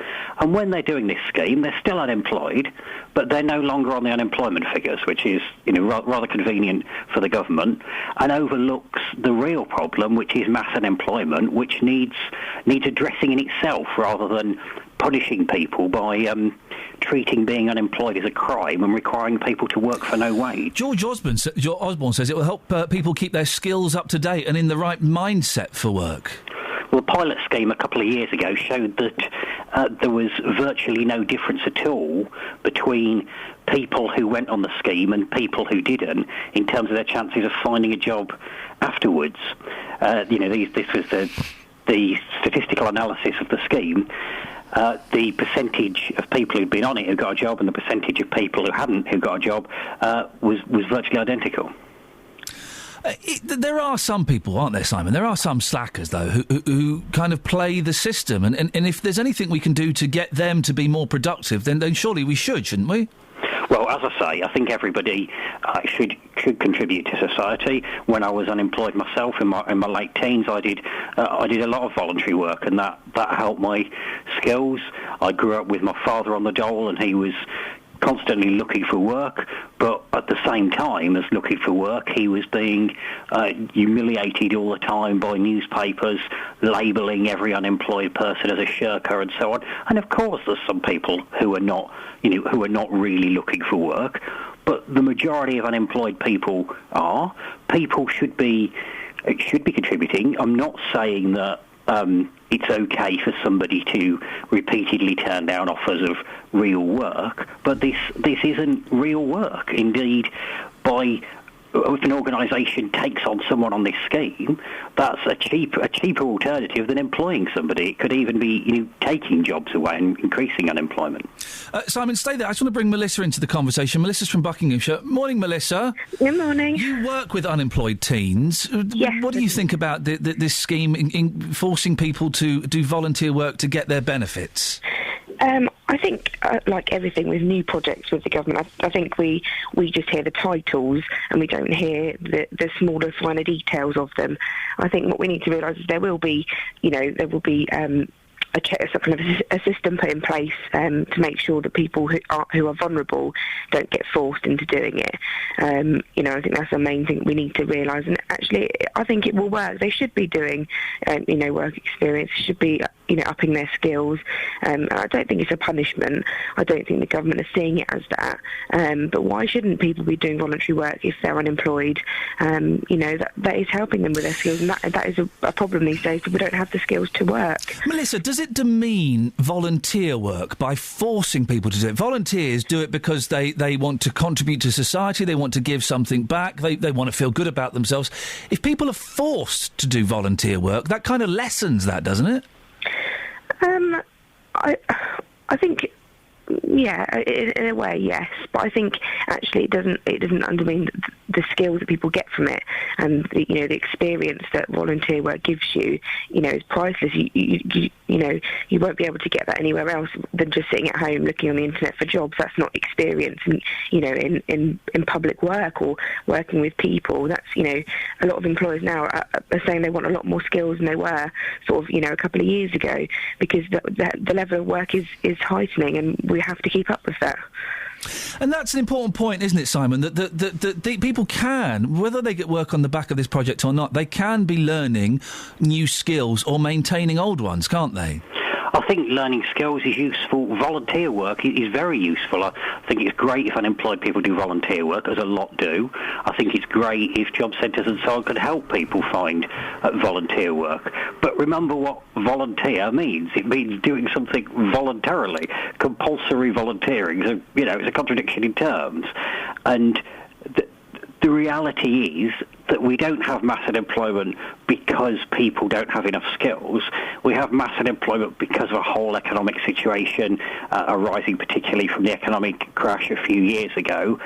And rather than addressing that situation, we're now sort of blaming unemployed people by saying, we just need to force people to do work so they'll get these skills. But the evidence is that even with these skills, it doesn't necessarily make that much difference to somebody's chance of finding paid work. So we need an economic solution, not just to think that it's about individuals and not sending people on an unpaid scheme that is twice as long as the maximum community service sentence, which is treating being unemployed as a crime. Simon, thank you very much. Simon Hill from the National Coalition for Independent Action, and Melissa, who works with unemployed teens. Thank you very much indeed. 08459 455 555. Keen to get your thoughts on this. It starts today, this scheme. People who've been out of work for 2 years or more will have to work unpaid for 6 months in return for keeping their benefits. Very simple question. Is it a good idea? What do you think? Does it work? Will it work? Or is it a little bit unfair? 08459 455 555. This is BBC Three Counties Radio. Let's get the travel news now. Here's Alice. Travel news for beds, cards and bugs. BBC Three Counties Radio. Normal this morning, very slow from just before junction 21A for St Albans to junction 16 for the M40. Also problems on the clockwise carriageway between junction 27 for the M11 and 28 for the Brook Street roundabout. One lane is closed after an accident. Slow going through the area at the moment. Also the M1 London bound, heavy between junction 11 for Dunstable Road and 7 for Hemel Hempstead. And on the speed sensors in Cheshunt, the A10 southbound is queuing as you head towards the M25. Public transport has no reported problems. I'm Alice Glossop, BBC Three Counties Radio. Alice, thank you very much indeed. It's 7:30 or thereabouts. Let's get the latest news and sport now with Lee Agnew. Across beds, hearts and bugs. This is BBC Three Counties Radio.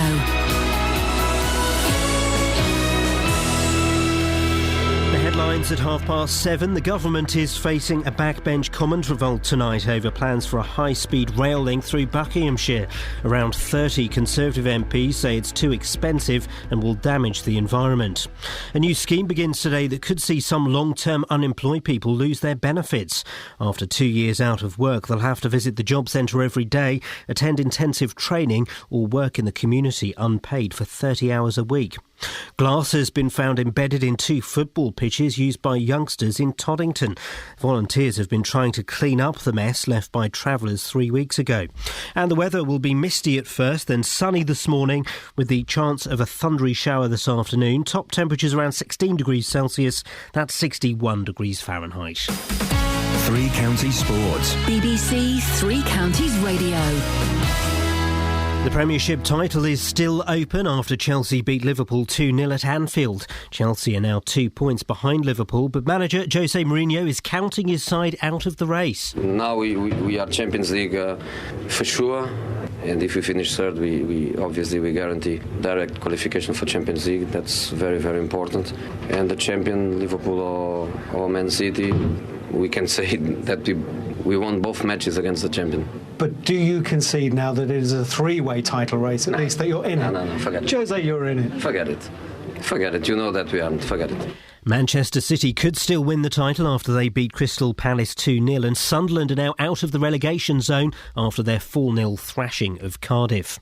Watford's playoff hopes have ended ahead of tomorrow's night's trip to Charlton in the Championship. The Hornets' goalkeeping coach Alec Chamberlain hopes defender Joel Ekstrand recovers from a blow to the foot he got in their defeat at Derby. Well, it looked like he was holding his ankle, didn't it? So I'm presuming he either got a knock or a twist, I'm not sure, but hopefully it's nothing too drastic, and we've obviously got another game Tuesday, so we're running out of bodies a little bit for defensively. Wycombe will need to win their final League Two match at already relegated Torquay and hope other results go their way to beat the drop themselves.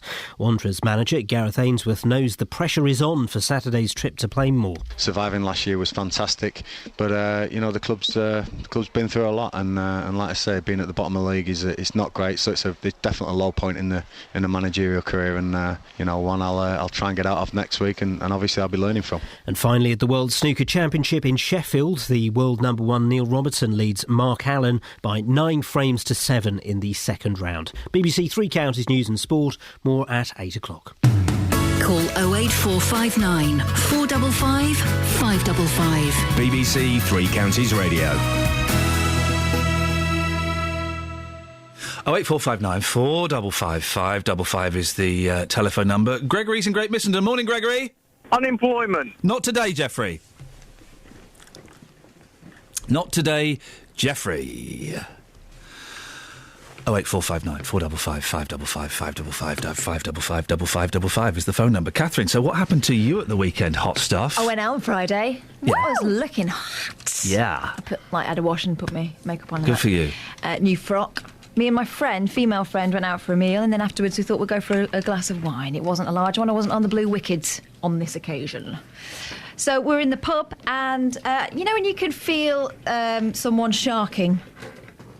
Oh, yes. Yeah, yes. He was sort of standing with his mates, but I thought, no, surely not. Maybe he thinks I look like his daughter. You know, he was older than my dad. And picture Ian McShane in Lovejoy. Yeah. We're in that arena. Yeah, classy. Okay, we're in that arena. So he's looking over and I think, yeah, okay. My friend went to the loo at one point. I pretended to be engrossed in the Fuddler. Have you ever seen the Fuddler? It's like a real ale magazine. Oh, for goodness Yeah, I was that desperate to not look in his eyes because I could feel him getting closer and closer. And in the end, he came over once she'd come back. So I don't know whether he was cracking on to me or her. I think he might have fancied his chances with both. And he gave us the immortal line, "So girls, do you like the One Show?"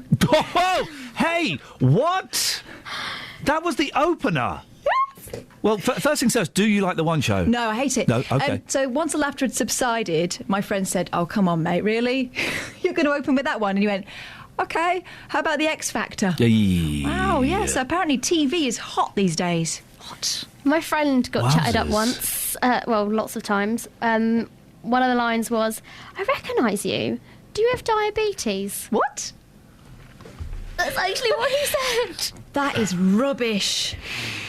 That is rubbish. Worst chat up lines. Call me now. 08459 455 Do you have 555 diabetes? 555. I don't know where. I think it was going to go because you're look sweet or sugary or something. Or because I've seen you at the clinic. Maybe. Oh, flipping it. Sometimes they're funny. Sometimes they can be really funny and they break the ice. I don't think they generally lead to any sort of lifelong relationships. I could be wrong. My boyfriend came up with a good one. Oh. You type in a number in your phone and you go up to them and you say, "Is this your telephone number?" And they say no. "Oh, can I have it then?" None of that stuff works. None of that stuff works. All of that stuff. I mean, I know Dealey plays a few tricks every now and then. Or white love. Yeah, white love. None of that stuff works. All those lines and all of that. But I can't imagine any situation where your opening conversation gambit would be, "Do you like the One Show?" I know. I mean, they do some excellent reports on there. Well. Huh? I mean, does anyone like it? No one minds it. Yeah. Yeah. 08459 455 555 is the telephone number. If you want to give us a call on that, you're more than welcome to. No one's listening to us today. They're all watching GMTV. They're all watching GMTV, which has just started. Ah, dear, we've lost out to Susanna. Don't worry, by the end of the week, they'll be back. It's going to be a stinker. It's going to be a stinker. Front page of the... Oh, everyone... The front page of the Independent. Everyone went Pope crazy this weekend, didn't they? Pope crazy. 2 new saints. I thought you were going to say about George Clooney. No, he's not on the Independent. He's on the others. Yeah. But they went Pope crazy. In fact, to the point where Sky was showing the canonisation. Is it? Was that Yes, what they that's call right, it? yeah. Or is it the beatification? Both. Okay. Of 2 former popes. They were showing it in 3D. Why would you watch that in 3D? So what's going to be coming towards you in that scenario? Yay. The PJ2. incense swingers. What are they called? PJ2 is my favourite pope. He's the real pope, isn't he? Pope John II. I know there's You mean John controversy. Paul? PJ2. PJP. Well, Pope PJ2. PJP2. JP2.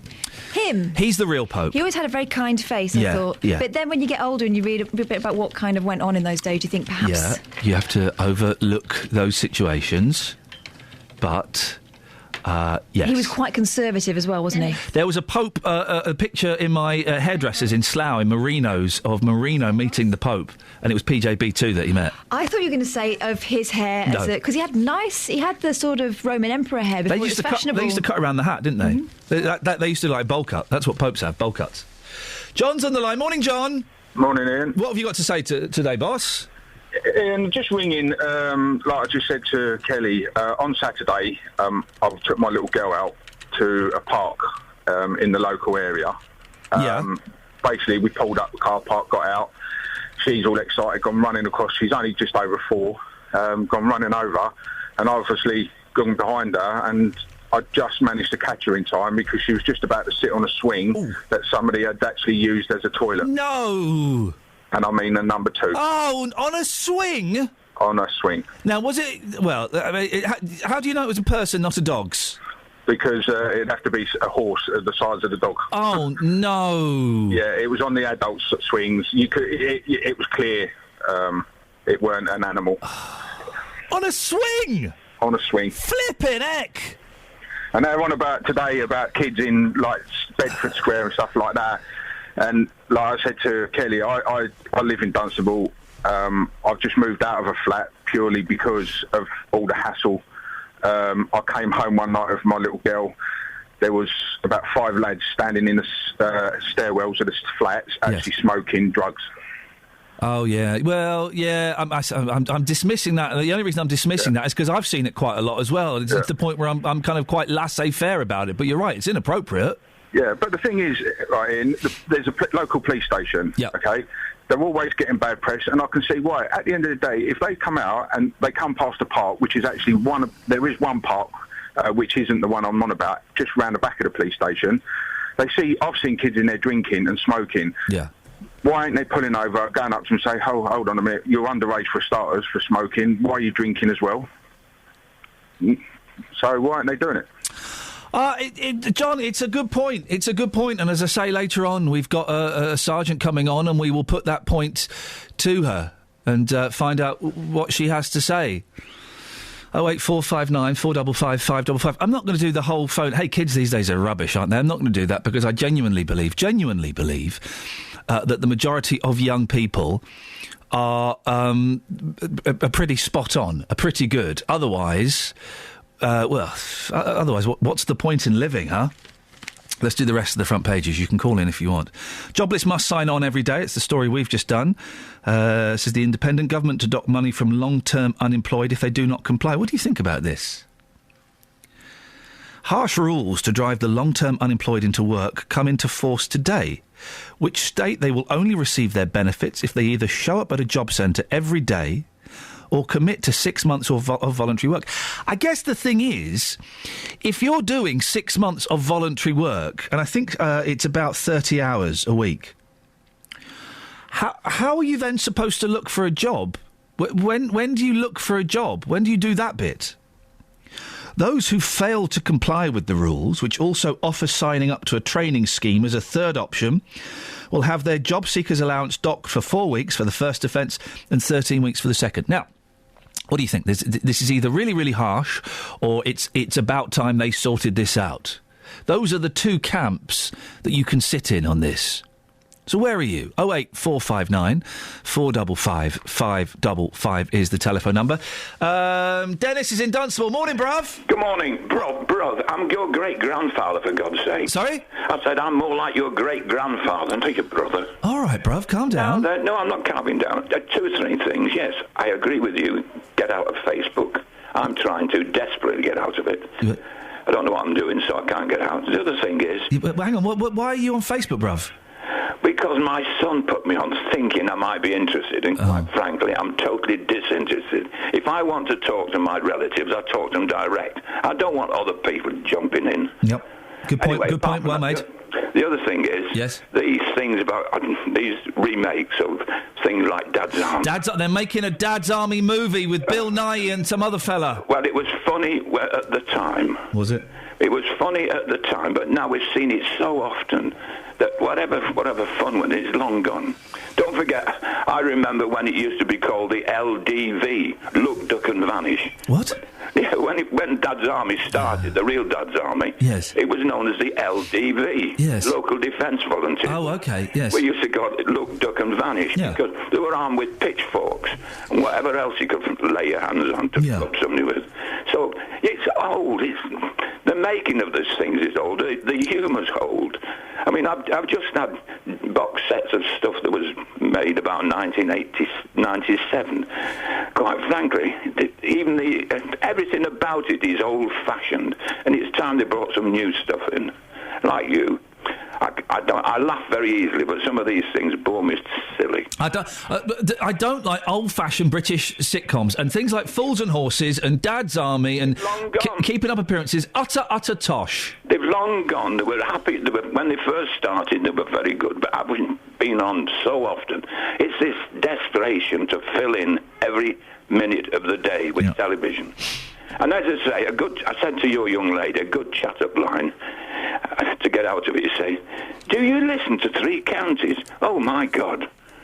That'll be a good chat-up. That'd be better than Do You Like the One Show? No, it's just filling in spaces. How did you chat up Mrs. Dennis in Dunstable? Oh, God, a long time ago. I just went over and asked her for a dance. Hey. That was as easy. I mean, that was the easiest way, introduce yourself. This is the way you do it. And what song was it? Hello by Lionel Richie? Couldn't care less. No? When she stood up and put my arms around her, that was... Ooh, beautiful. I'd made it, brother. Yeah. Hey, don't call me brother. I'm your great-grandson. Thank you, Dennis. 08459 455 555. Problem. Yeah. We're not a dancing culture anymore. No. We're not expressing ourselves through the medium of dance. I like a little boogie. Yeah. Kelly, you were playing some record. You're doing a disco at the weekend. Yeah, man, dropping some fat ones. And we suggested for the section I didn't say section. What are you saying? Slow section, the slow dances. Oh, right. Yes. I don't know if you know about Catherine? discos anymore, but they're not how they were. So we suggest when you were younger. something's never changed. We suggested, hello, is it me you're looking for? I can see it in your eyes. Or a bit of Chicago. Yeah. Like a knight in shining armour from a long time ago. So did you play either of those bad boys for the section? Shall I be honest? Yeah. Or shall I just say what you want me to say? Say what I want you to say. Well, I played both of those on repeat the whole time. Nice one, Kelly. That makes me feel very, very special. I'm glad I could contribute to your evening of fun. 08459 455 555. Travel news for beds, cards and bugs. BBC Three Counties Radio. The M25 anti-clockwise, very slow from before junction 21A for St Albans to junction 16 for the M40. Also the clockwise carriageway between junction 27 for the M11 and 28 for the Brook Street roundabout. One lane is closed after an accident and it's slow going through the area now. The M1 London bound, heavy between junction 11 for Dunstable Road and 7 for Hemel Hempstead. Also on the speed sensors in Beaconsfield, the Amersham Road, very slow all the way from Amersham towards the A40. Public transport, First Capital Connect and East Midlands trains have delays of up to 10 minutes on services between Bedford and St Pancras International. I'm Alice Glossop, BBC Three Counties Radio. Thank you very much, Alice. 7:45. It's Monday, the 28th of April. I'm Iain Lee. These are your headlines on BBC Three Counties Radio. Protests will be held outside Westminster today ahead of the latest vote on HS2. Football matches have been cancelled in Toddington after a huge amount of broken glass was left on pitches by travellers. And people in Houghton Regis say groups of abusive teenagers are ruining their town centre. If you want to give me a call, you can do. We'll maybe speak to you after we get the latest weather with Sarah Thornton. Beds, Herts and Bucks weather. BBC Three Counties Radio. Thanks very much indeed. Good morning to you. A pretty cloudy picture out there at the moment. The temperatures are not doing too badly though. It was not too cold to start because of that cloud around. Currently around 9 Celsius right across all three of the counties. Things will improve as we go through the day with some brightness coming through. We're starting to see a little actually just over some parts of the Chilterns towards the south of Buckinghamshire just now. But elsewhere still pretty cloudy. That sun eventually coming through, but also with it some showers which come in from the east and slowly meander their way off towards the west. So there'll be slow moving showers. Of course, there's always drier interludes between those showers. Cater for them from the latter part of the morning to the early part of the afternoon, and they will be quite heavy if you do catch one. But they clear away, and behind it for the rest of the afternoon, largely dry with some good spells of sunshine and highs of 16 Celsius, and the very best of that, that's 61 in Fahrenheit. Next couple of days, largely looking dry.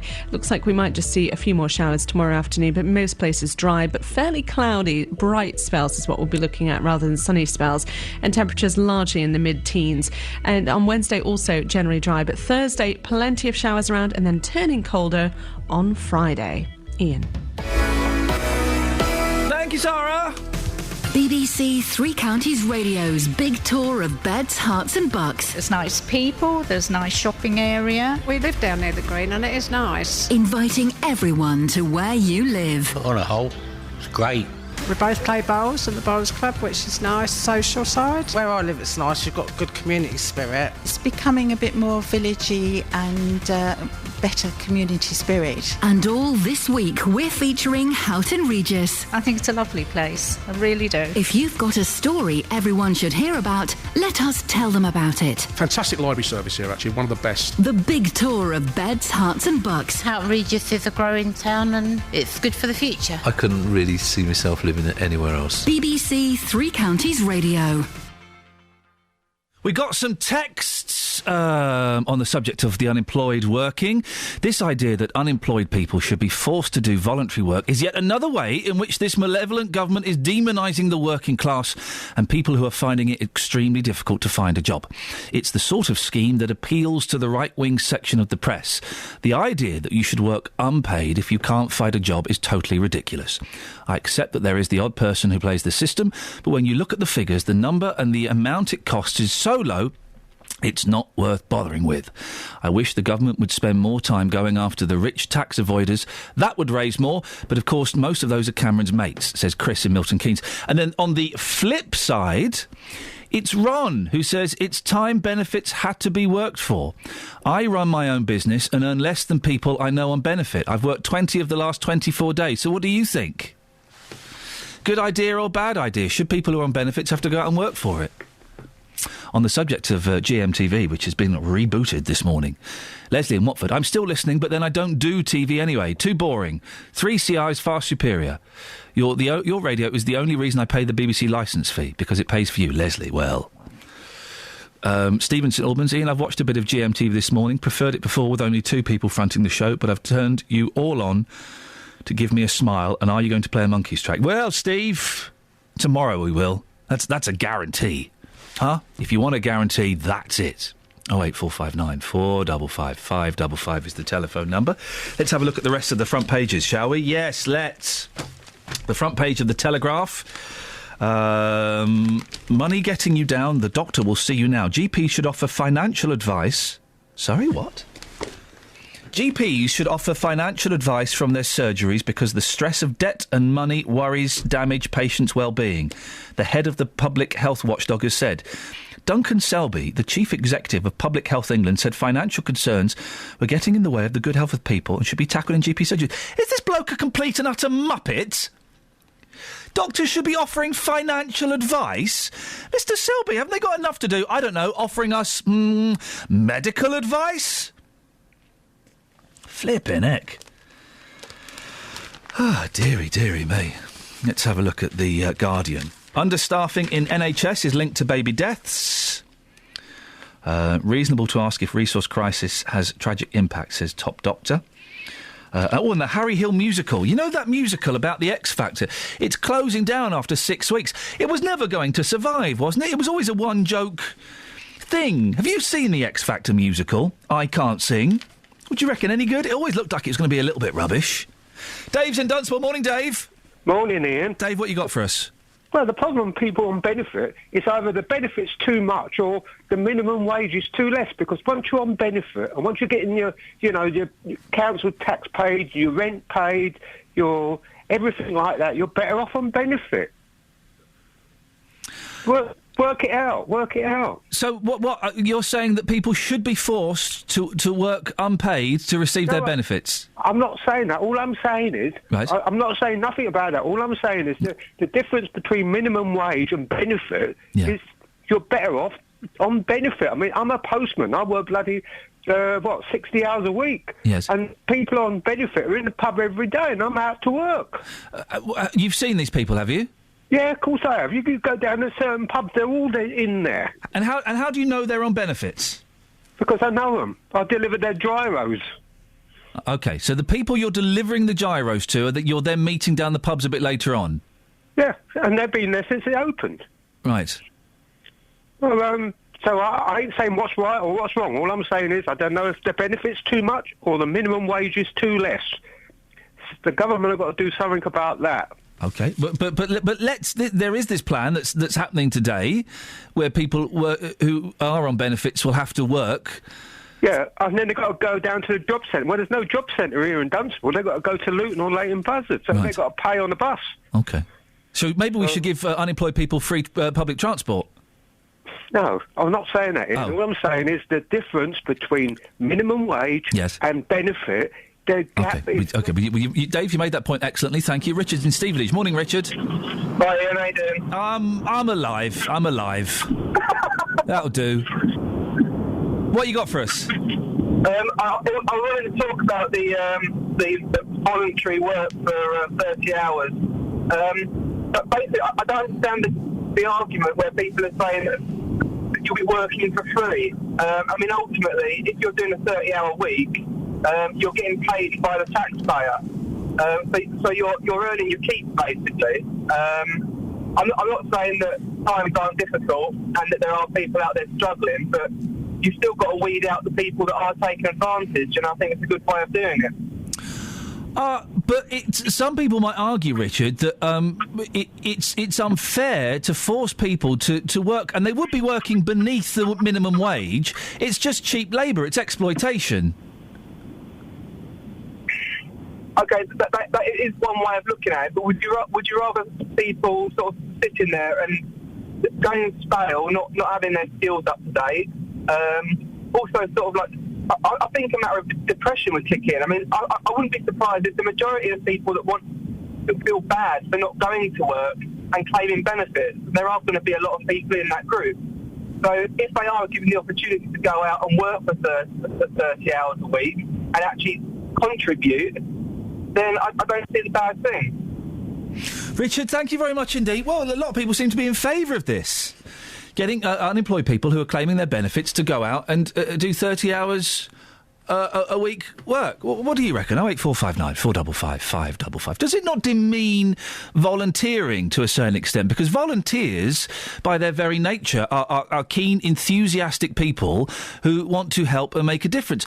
And by forcing people... I mean, I've got no idea what these people are going to end up doing. Bit of street cleaning. I think cleaning war memorials was one of the things. Are they really going to put their back into it? And what skill are you going to learn cleaning a war memorial? 08459 455 555. Some texts here. Jenny says, Houghton Regis has the best engineering college in the area. Yay! Go Houghton Regis. Cheryl says, I'd like to know when Houghton Regis will be policed to stop it becoming a weekend racetrack, which it does become each weekend past 10 p.m. Oh, we've got some chat-up lines for you, Catherine. OK. Tony says, Catherine, do you like Country File? No. Ice Truckers? I've never watched it. I bet you'd like that. I bet I would, actually. OK, so Tony's in. Yep. Brilliant, thanks so much. Oh, Stuart. OK, Catherine, do you have any raisins?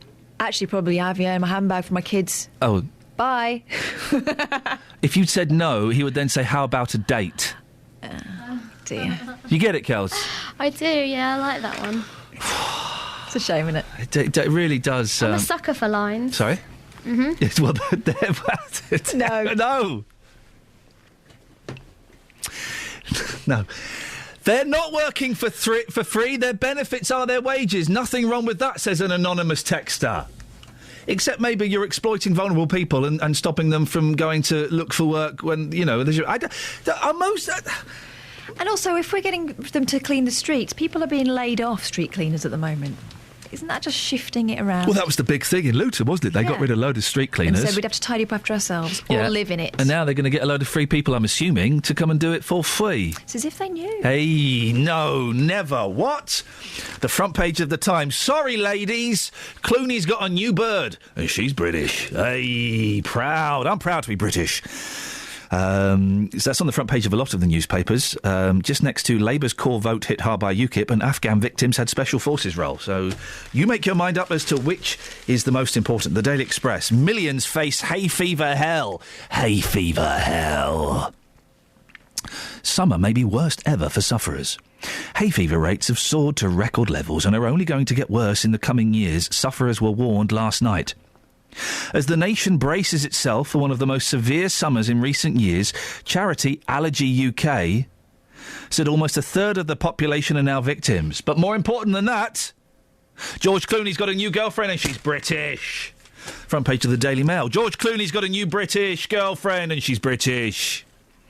And sanity shot to pieces. Machine gun triple killer wins £800 after nose hair clippers are broken in jail and cranberry juice goes missing. I think there's a local connection with that one as well. I need to look it up, but his name rings a bell. Well, let's look that up, and if there's a local connection, then we're going to go big on it. And The Sun, you couldn't make it up. They've not mentioned, by the way, George Clooney.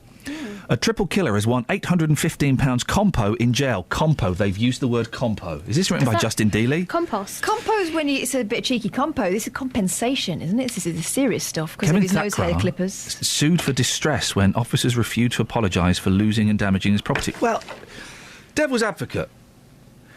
They shouldn't have lost his property. I know, but they shouldn't have lost his property. He's from Stevenage. Local and indeed vocal. Travel news for beds, cards and bucks. BBC Three Counties Radio. We've had an update in from Tony on the M1 northbound between the Toddington services and junction 12 for Flitwick. There's been an accident closing 2 lanes with queues on the approach as well. The M25 anti-clockwise very slow from before junction 21A for St Albans to 16 for the M40. And also on the speed sensors in Hitchin, things looking very heavy on the A602 as you head towards the centre of town. Public transport all looking good. We've got no reported problems. I'm Alice Glossop, BBC Three Counties Radio. Alice, thank you very much indeed. Well, lots to talk about. Killers suing for compensation, unemployed people working for their benefits, and road rage. Justin Daly thinks that road rage is a thing of the 90s and the noughties. It exists no longer. Oh, Justin, how wrong you are, sir. It's on our streets every day. Give us a call with your stories, and we'll speak after the news and sport with Lee Agnew. Local and vocal across beds, hearts and bucks. This is BBC Three Counties Radio.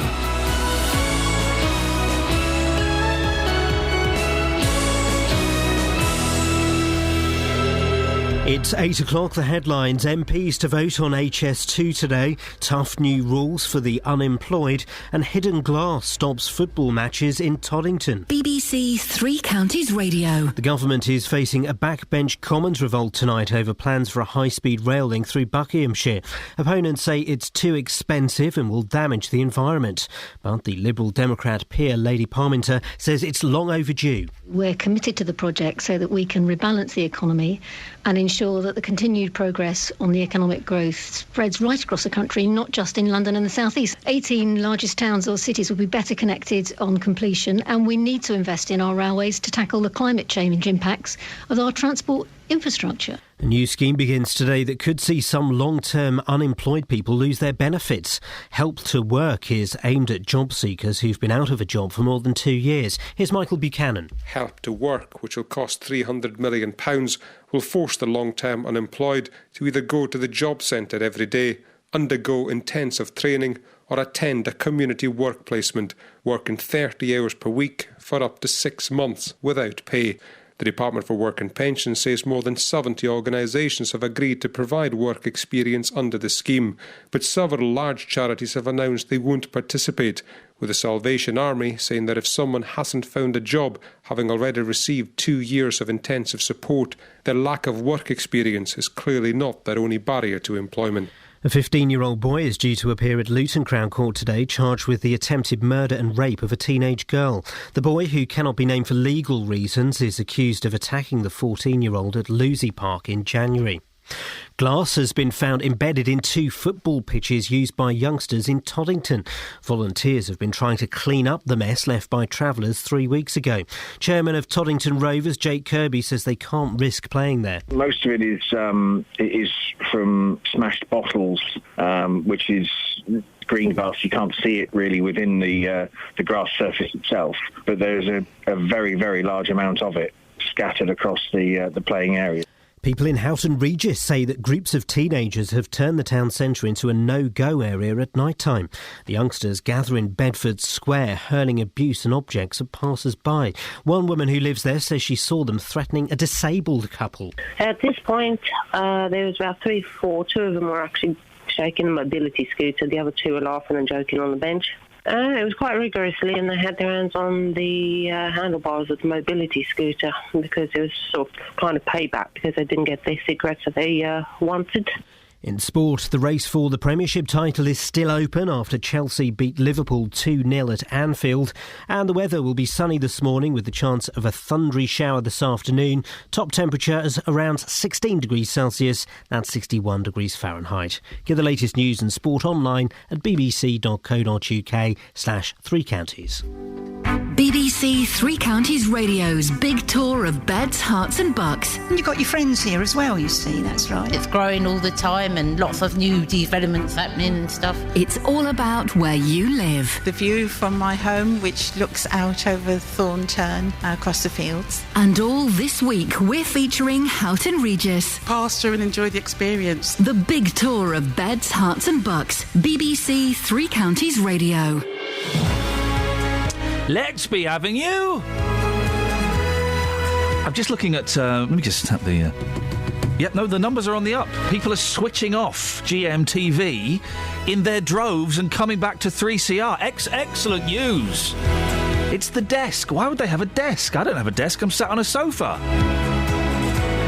Craziness.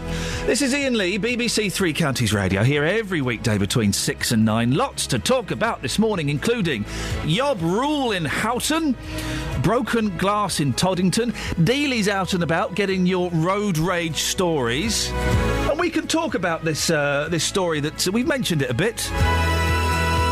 Should unemployed people have to do voluntary work for their benefits? I say voluntary, it'll be compulsory for them. Bit of cleaning the streets, cleaning some statues, maybe working in a charity shop.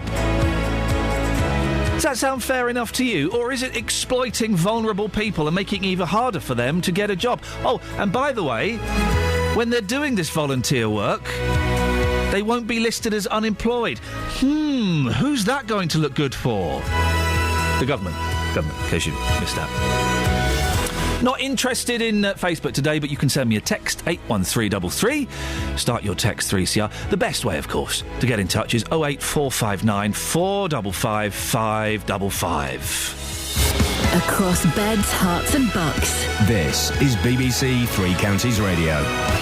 Marion in Hemel says, if the unemployed are going to have to work 30 hours per week, will they be paid £189 per week? Because that's the minimum pay for those hours. No, they won't. They'll be working for less than the minimum wage. Is one way of looking at it, or they'll be working to earn their benefits is another way of looking at it. What's your thoughts? What are your thoughts on that, please? 08459 455 555. Now, do you remember a couple of weeks ago we told you that travellers had moved onto football pitches in Toddington? Well, it would appear they left more than just a mess. Broken glass has been found embedded in the pitch, and the volunteers who've been doing their best to find it all believe it was done deliberately. We can speak now to Jim Gledhill, Chair of Toddington Parish Council. Morning, Jim. Good morning, Ian. So, Jim, last time we spoke, there was a load of rubbish on the pitches, and it was going to cost quite a bit to clear that up. Yep. That has been cleared up. Do you know how much that cost? Do we have a figure? No, we don't have a figure yet. We were told it was going to cost at least £4,000, and I think it took them longer to clear it up than they'd expected. So we're expecting the worst. OK, so it's going to be over £4,000. And now you've found out that there's broken glass on the pitch. Yeah. Yes. I hear the view that it might be deliberate. I mean, I know for a fact that one broken bottle was embedded neck down into the grass with a point sticking up, and that does look a bit deliberate, doesn't it? But we'll never really know. So, how are you going to sort this out, Jim? If there's broken glass over a football pitch, which may or may not have been put there deliberately, how are you going to sort this out? Well, what we're trying to do at the moment, and the office opens in about an hour's time, and I think number one job is perhaps this, is to look for a specialist contractor who can actually remove glass from grass. I had a quick look around the internet myself, and short of finding one company in South Africa and another one in Los Angeles, it's a bit barren. Another guy asking one of these, how do you do this job, was suggesting he might do it with a wet and dry vacuum cleaner. But we obviously going to be pursuing it. And I guess if we talk to organisations like sports organisations, it probably isn't a unique problem to Toddington. Someone somewhere would have come across it before and may have a solution. But it is a complete pain in the neck. Foot. Yes, in the foot, exactly. I guess returfing it is an option, but an expensive one. But, there goes the bills up and up again. And what do we do in the meantime? Because you can't just do that overnight. Mm. It's a problem for the football. Is there a limit, Jim, on how much you're prepared to spend on this? We haven't discussed that. Yeah. I mean, it is clearly one of our jobs is to provide recreation space. And we will obviously do our best to get it working again. What can you do to stop this happening again? Well, we're looking again at all the sorts of measures we can take. One of the problems, of course, is that this land is public land, and if you make it too difficult for people to get into it, it ceases to have its value. Mm. But there are solutions on the market which will no doubt cost us a lot more money again, which are very, very difficult. They involve sort of subterranean concrete and stuff like that. They're quite difficult to compromise. So I think we will be looking to protect all our sites, again, at great expense to the residents of Toddington. Jim, do keep us posted. Let us know how this develops. Jim Gledhill, Chair of Toddington Parish Council. Call 08459 455 555. BBC Three Counties Radio. So a big story today is that as from today, the people who are unemployed for 2 years or more will have to work to get their benefits. Good idea or bad idea? Dennis is in St Albans. Morning, Dennis. Good morning. Dennis, what would you like to say? I'd like to say that the scheme that the government's bringing out, it's not really going to help people that are unemployed. Go on. I mean, I was unemployed for 9 years, and I've seen a lot of schemes come and go, and I've heard various governments say this about trying to help people get back into work and do that to get people back into work. But I know what it's like. I've been on both sides of the fence. And as I said, I was unemployed for 8 years, 9 years. I'm working now. Why were you unemployed for 8 or 9 years? Why did it take you so long to find a job? Mostly due to ill health. Yeah, mostly due to ill health. But I've got over that now. And I'm back in work, and I'm happy to say that I'm back in work. But when you hear the government coming on with these schemes of compulsory voluntary employment, and you don't get paid for it, that's not going to work. You know, all you're going to do is upset a lot of unemployed people. You know, what you get on benefits is very, very little. You had a postman that rang in earlier on and said that he delivers gyros to people. And gyros are rare to get sent out to people that are unemployed now. It's all done through the bank. Mm. You know, you've got your bills coming in every week, every month, every fortnight, and you struggle on maybe £100 a week, £100 a fortnight. You know, people get sanctioned because they're late. Excuse me. They're late for coming to attend job-seeking or job work programs. You know, you might be 5 minutes late or 10 minutes late, and they turn you away because you're late. You know, the government, you're not getting help with paying your bills or anything like that. You might get a bit of... hang on. Unemployed people are getting housing benefit. They're getting concessions on their council tax. So they are getting their bills paid to a certain degree. To a certain degree, yes, but it's not a lot. You know, well, it's more than I get. You still have to pay electric. You still have to pay for gas. Yeah. You don't get no help with that. Well, you're not expecting the government to pay for your electricity bill, are you? No, I'm not expecting that at all. But what I'm saying to you is that when you hear the government telling people that, because you're unemployed, you know, you're bringing down the state of the country, they don't know the background of people who are unemployed. They've never got up and said, let's go and spend a week or a month living on what unemployed people live on. By getting people to do, Dennis, by getting people to do this this voluntary work, isn't it? Won't it perhaps scare some of the slackers into trying a bit harder to get a job? What will happen is those people who do not know how to go about things, they will get frightened, they will get anxious, they will get worried. You'll have people who can work around the system to say, well, you know, I'll do it for a little while and then find something else. You know, but you'll have people who will panic. And those are the vulnerable people who maybe don't know no better or don't know where to turn to get help. Those are the ones that are going to be affected the most. You know, I've met people who are in their early 40s who can't read and write, and they're forced to go on government training schemes. And if you don't attend, you get sanctioned. You lose money for 2 weeks, 4 weeks. And how are you supposed to survive? It's difficult as an unemployed person to make ends meet when you have to go to attend meetings, you've got to take the bus, and that comes out of your benefit. You know, if you've got to go for an interview, they might help you with the cost of going to the interview. And it can be a major, major problem for poor unemployed people. The government is making unemployed people sound like they're criminals, right? They're gently massaging the public and making people feel that unemployed people are a burden to the country. And I think that there are reasons why a lot of people are unemployed for a long period of time, and people don't delve into those. You're just unemployed, you're the scum of the earth, you're taking from the taxpayer and all that kind of stuff. And not everybody is like that. Dennis, thank you for that. Well, let's put that out there. What do you think? Dennis thinks the unemployed people are being made to look evil. The scum of the earth. 08459 455 555. He says it's tough being unemployed. Having to go to meetings, having to get the bus, having to pay bills. And now throw in the mix unpaid voluntary work. Well, look, here are two texts here that disagree. Matt in Luton says they'll be getting more than the minimum wage when you include housing benefit and other rebates. While Mark the Trucker says voluntary work is giving your time at your convenience. This scheme does not come under the voluntary label. What do you think? Unemployed people having to work for their benefits. Good idea or bad idea? It's as simple as that, really, isn't it? You either think, why should we give them something for free? Or you think they're being exploited for cheap labour. 08459 455 555. BBC Three Counties Radio. Let's get the travel with Alice. Travel news for beds, cards and bugs. BBC Three Counties Radio.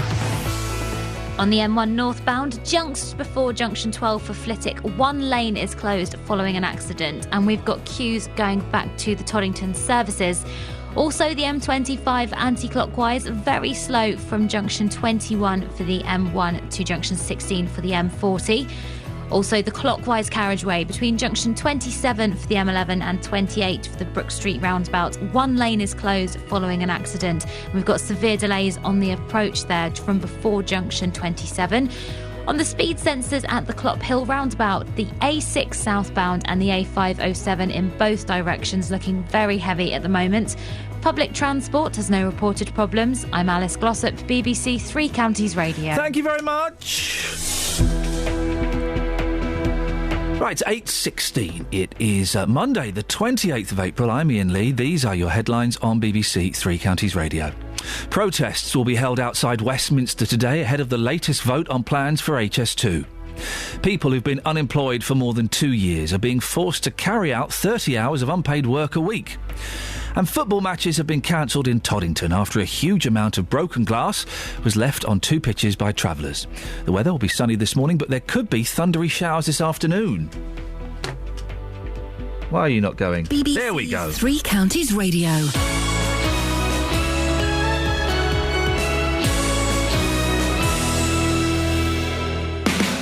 The BBC Local Apprentice Scheme. Hiya, it's Kelly Betts from Iain Lee's show. I'm a broadcast assistant. Now, if you've ever wanted to work for the BBC, this could be your chance. Radio is the only thing that I've ever really wanted to do. We're holding two information events. The first on Saturday the 3rd of May at 12:30 here at the BBC studios in Luton, and the second on Monday the 5th of May at 12:30 at the BBC bus, which will be parked in the car park at Stadium MK. I pestered for 1 week's work experience. You'll be able to find out more about the scheme and how to apply. Is this real? Just turn up on either day. At the end of the week, I just never left. Yeah, I know. I'm still here. Yeah. I don't think I'm ever going to leave. You will. Full details on how you can apply. You will. BBC. If the boss gets my email. UK/LAS. What? Huh? What on earth is that? Who used my voice? You did. Oh, I did. You and Friedner did. What is this? Because last week, this is this great campaign to get young people interested in radio. Last week, they started at the top. You, sir, JVS. They had JVS telling his little story about how he got into... You learnt to make tea, open the door, then learnt to interview people. Fantastic. Brilliant. I'm still letting young people. Great. Start at the bottom. Yeah. Sorry? Kelly. Well, there wasn't Then it cuts to Kelly Betts. Where's Roberto? Where's me? Where's Justin? All Where's right. Gary Floyd? How did you get into radio? I had a television show, and a radio station asked me if I'd like to go in and do a radio show for a laugh. Right. That's a way in. It's a legitimate way in. I'm seeing kind of why they might not have asked you. It's a legitimate way in. Get yourself a TV show first. Yes. Get really famous. Yes. And then all these big radio stations will say, come and work for us. Yeah. Big. What's your problem? It was XFM. Okay. Oh. What's your problem with that? No, but it might be a more difficult way of getting in. It's a ways away. If you're desperate, you can make it. If you want to work in radio, you can make it. Do you think it's more difficult to get into TV than radio? No, TV's easy to get into. Is it? Yeah, piece of cake. And I've deliberately chosen not to get back into it. That's my choice. Ah, right. But what are you sniggering for? And what are you laughing for, Kath? That's my choice. Kelly. Yeah. So what's your top tip for a youngster who wants to get into radio? Telly first. There we go, you see? Telly, get yourself a TV show. See? It makes perfect sense. Now, well done. Thank you, sir. What's on your show this morning? Coming up on the big phone in this morning from 9, we're picking up on this Help to Work scheme. Oh, yes, I like this. I'm asking, does the Help to Work scheme sound helpful to you? This morning, as you've been talking in, the government has launched a new scheme to get the long-time unemployed back into work. People who have not found work after 2 years on the existing work programme will have to enrol on the Help to Work scheme or face a reduction in their benefits. Participants in this new initiative, they'll have to go to their local job centre every day. Gulp. And if they still can't get a job, they'll be offered unpaid community work placement or intensive coaching. From the response you're getting so far, are people in favour of this Help to Work scheme or utterly against? Do you know what? I would say it's 60-40 in favour. Oh. 60-40 in favour, yeah, it's pretty close. Well, from 9 this morning, I really want your reaction to this. Does the Help to Work scheme sound helpful to you? 08459 455 555. If you've been out of work for some time, would you object to going to the job centre every day and showing that you are actively looking for work? There's no jobs. I mean, I've not signed on for 16 years, but I remember there being no jobs at the job centre, and they're horrible places to hang out in. So I gather. Horrible. There was one gentleman who was constantly doing very loud drug deals on his telephone while queuing up to get his book stamped. Awful. Oh, terrifying. I've never been. Thankfully, I'm touching wood when I say that. I've got lots of friends who have, and they've said that one time a week you have to turn up. It's one of the most depressing times of the whole week that you have when you are out of work, which can be a pretty depressing time anyway. Yep. But having to turn up at the job centre. To go every day, though, will that be helpful? Or will it just prevent you doing constructive things to find a job? Your calls. From 9 this morning on the big phone in. You finished? Yeah, I thought I'd end it a bit differently today. Does that sound all right? It's just left me feeling uncomfortable. I'm discombobulated. Do you want me to do the question? Yeah, please. Does the Help to Work scheme sound helpful to you? There we go. Call 08459 455 555. BBC Three Counties Radio. Why he's questioning my radio advice? It worked perfectly. I got a TV show, and then a radio station said, "Oh, do you want to come and do a show here?" I was like, "Yeah, sure, why not?" Matt's in Luton. Morning, Matt. Good morning. Matt, what have you got for me? Well, I think this is a great idea, the government bringing this in. That young guy that was on before, absolutely brilliant. He was brilliant. That was the gentleman who hadn't worked for 8 years. No, yeah, the young guy. Yeah, Dennis, he hadn't worked for 8 years. Absolutely brilliant. And he said life being unemployed is difficult enough. You don't get your bills paid. You've got to get buses. You've got to turn up at meetings. Well, hang on, that's life, isn't it? Yeah. But what I'm saying is this, Ian. This is the whole crux of it. If they go out to do voluntary work and they're getting their dole money, fair enough. But what it'll mean, 1 in 3 or 1 in 4 months say, hang on, I like this. I'm going to do this full time. Now I'm going to look more closely at getting a job. It'll give them back their self-esteem, and that's what it's all about. What, sweeping up other people's muck on the streets for 38 quid a week? You do, Ian. Look, I've been a butcher all my life. I had to start at the bottom, but I was encouraged to do it. Yeah. So was my children, and I encouraged them. Right? And that's what's got to be done. We've got to encourage people more and help them more. What do they put in haggis, Matt? Well, haggis there's a lot of lights, liver, Lights. And Bran. It's Bran. Flower Bran. Bran. Yeah, I know Bran. I'm aware of Bran. Bran. And it's things like lungs and stuff, isn't it? Well, that's faggots. You're on about faggots now. Faggis? Faggis or faggots? Sorry? Haggis? Yes? Why did you ask me a question like that? Haggis or faggots? Well, hang on, what's in faggots? Faggots, there is lights, liver. Lights? What do you mean lights? Lights, lungs. Is that what a lung is? A light? A lung is a light. What do you call it a light for? You aren't a butcher. You're a because lunatic. It's light, and you want to have a look at the lung. It's pink, beautiful light. But why don't you just call it a lung? Why have another word for lung? You're starting me off again. No, you're starting me off, Matt. You're winding me up. Why would you have another word for lung? Why would you have another word for lung when it's already got the word lung? Well, that's just a butcher's slang, isn't it? Well, why would butchers need slang? They're butchers. Oh, God, Ian, you're absolutely... You know you could drive me crazy. You drive me nuts. Butcher... okay... I could get to hate you again. You know that? Yeah, then we'd be equal. Okay, we're gonna do the butcher's test, Matt. Yes. Speak to me in butcher's back slang. Dealer walk. When you're in the shop. No, I don't want it in English. Speak to me in butcher's back slang if you were a real butcher. Dealer walk. Old cow. Have you heard about butcher's back slang, Kath? Yeah, do you know about this? Is he speaking back to front? It's what you turn the words around or something, don't you? Yes, you use them backwards. How butchers are like the Cornish. Imagine being so arrogant you think you deserve your own language. Normally it's a sign you're doing something dodgy. Yeah. That's where the Cockney rhyming slang came from. Doogie Rev. How did you get this back to me? Why did you pushing this back on me? Matt, listen, you started it by coming on with your filthy butcher propaganda and how you wanted independence. Say no more. Shall we end it here? Yeah. Goodbye. You know, I'm sorry I phoned now. Yeah, me and the listeners alike. See you later, Matt. Ta-ta. Bye-bye, there you go. What was he saying? Did you walk? No idea. But butchers have a back slang. I didn't think it was word spoken backwards. I thought they did the thing ipsnay on the hypnay or something, where they put a syllable in, an extra syllable somewhere. Really? Yeah. It's they can tell you exactly what's in your sausage. Why would butchers have their own made-up language? Because they're putting things in your sausages you don't want to know about. Cornish are now seen as an ethnic minority. Did you read that? The Cornish, the Kernos, are an ethnic minority. They're an arrogant bunch, aren't they? They want independence. I'm all for just cutting that bit of the Isle of Britain off. When I went to Cornwall, they were mostly people from London living there. Yeah, they hate that. They have their own flag. They want their own currency. They've got their own language. Piskies, they've got piskies. Sorry? Piskies. What? The Cornish pisky. You would have done it if it weren't for you pisky kids. You get it?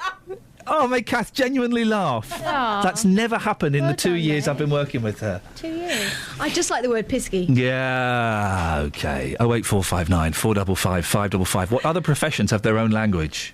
There can't be... You don't see traffic wardens speaking in their own language. Well, sometimes they you should do. get one. I once saw the most amazing thing in Soho Square in London. It was 9:30 at night. It was dark, and I didn't see that. I saw a traffic warden, of African descent. It's relevant to the story. Stood in a doorway, full traffic warden gear, on the telephone. Mm-hmm. Shall I recreate what he was doing? I won't do the accent. Don't do the voice. I won't do the voice. Okay, but imagine this in a strong African accent from a traffic warden in the full gear. He's got the phone in his hand, okay? He's doing this. I command you, demon, out! Command you, demon, leave that innocent child's body! Out, demon, you are a sinner, and in the name of God, I command you to leave that child's body! In an African accent, 9 o'clock at night, and I just stood there transfixed. He was doing a traffic warden was doing an exorcism on the phone. It was the most remarkable... And I had to go to work, and if I didn't, I would have stayed there and I would have spoken to that gentleman and said, what the flipping heck are you doing, you lunatic? He was doing an exorcism on the telephone. Wow. A traffic warden. On the telephone. A telephone-based exorcism. It was incredible. So he rights wrongs on the road and with soul. That's exactly what he does. Honestly, it was the most incredible thing I've ever seen. Out, demon. Crystal in Luton says, you're not supposed to live on benefits, otherwise what's the point of having a job? Where's the incentive to get a job? People working on benefits, the people doing, in inverted commas, voluntary work on benefits. If you've been unemployed for 2 years or more, today, guys, you're going to have to go and do some work, 30 hours a week. What do you think? It's mixed, kind of 60-40 so far in favour of this plan. Do you think it's right that people on their benefits should have to go and work to earn their benefits? Or do you think it's exploiting the vulnerable and it's just a little trick to kind of make it look like there'll be less unemployed people? 08459 455 555 BBC Three Counties Radio. Let's get the travel news now. Here's Alice.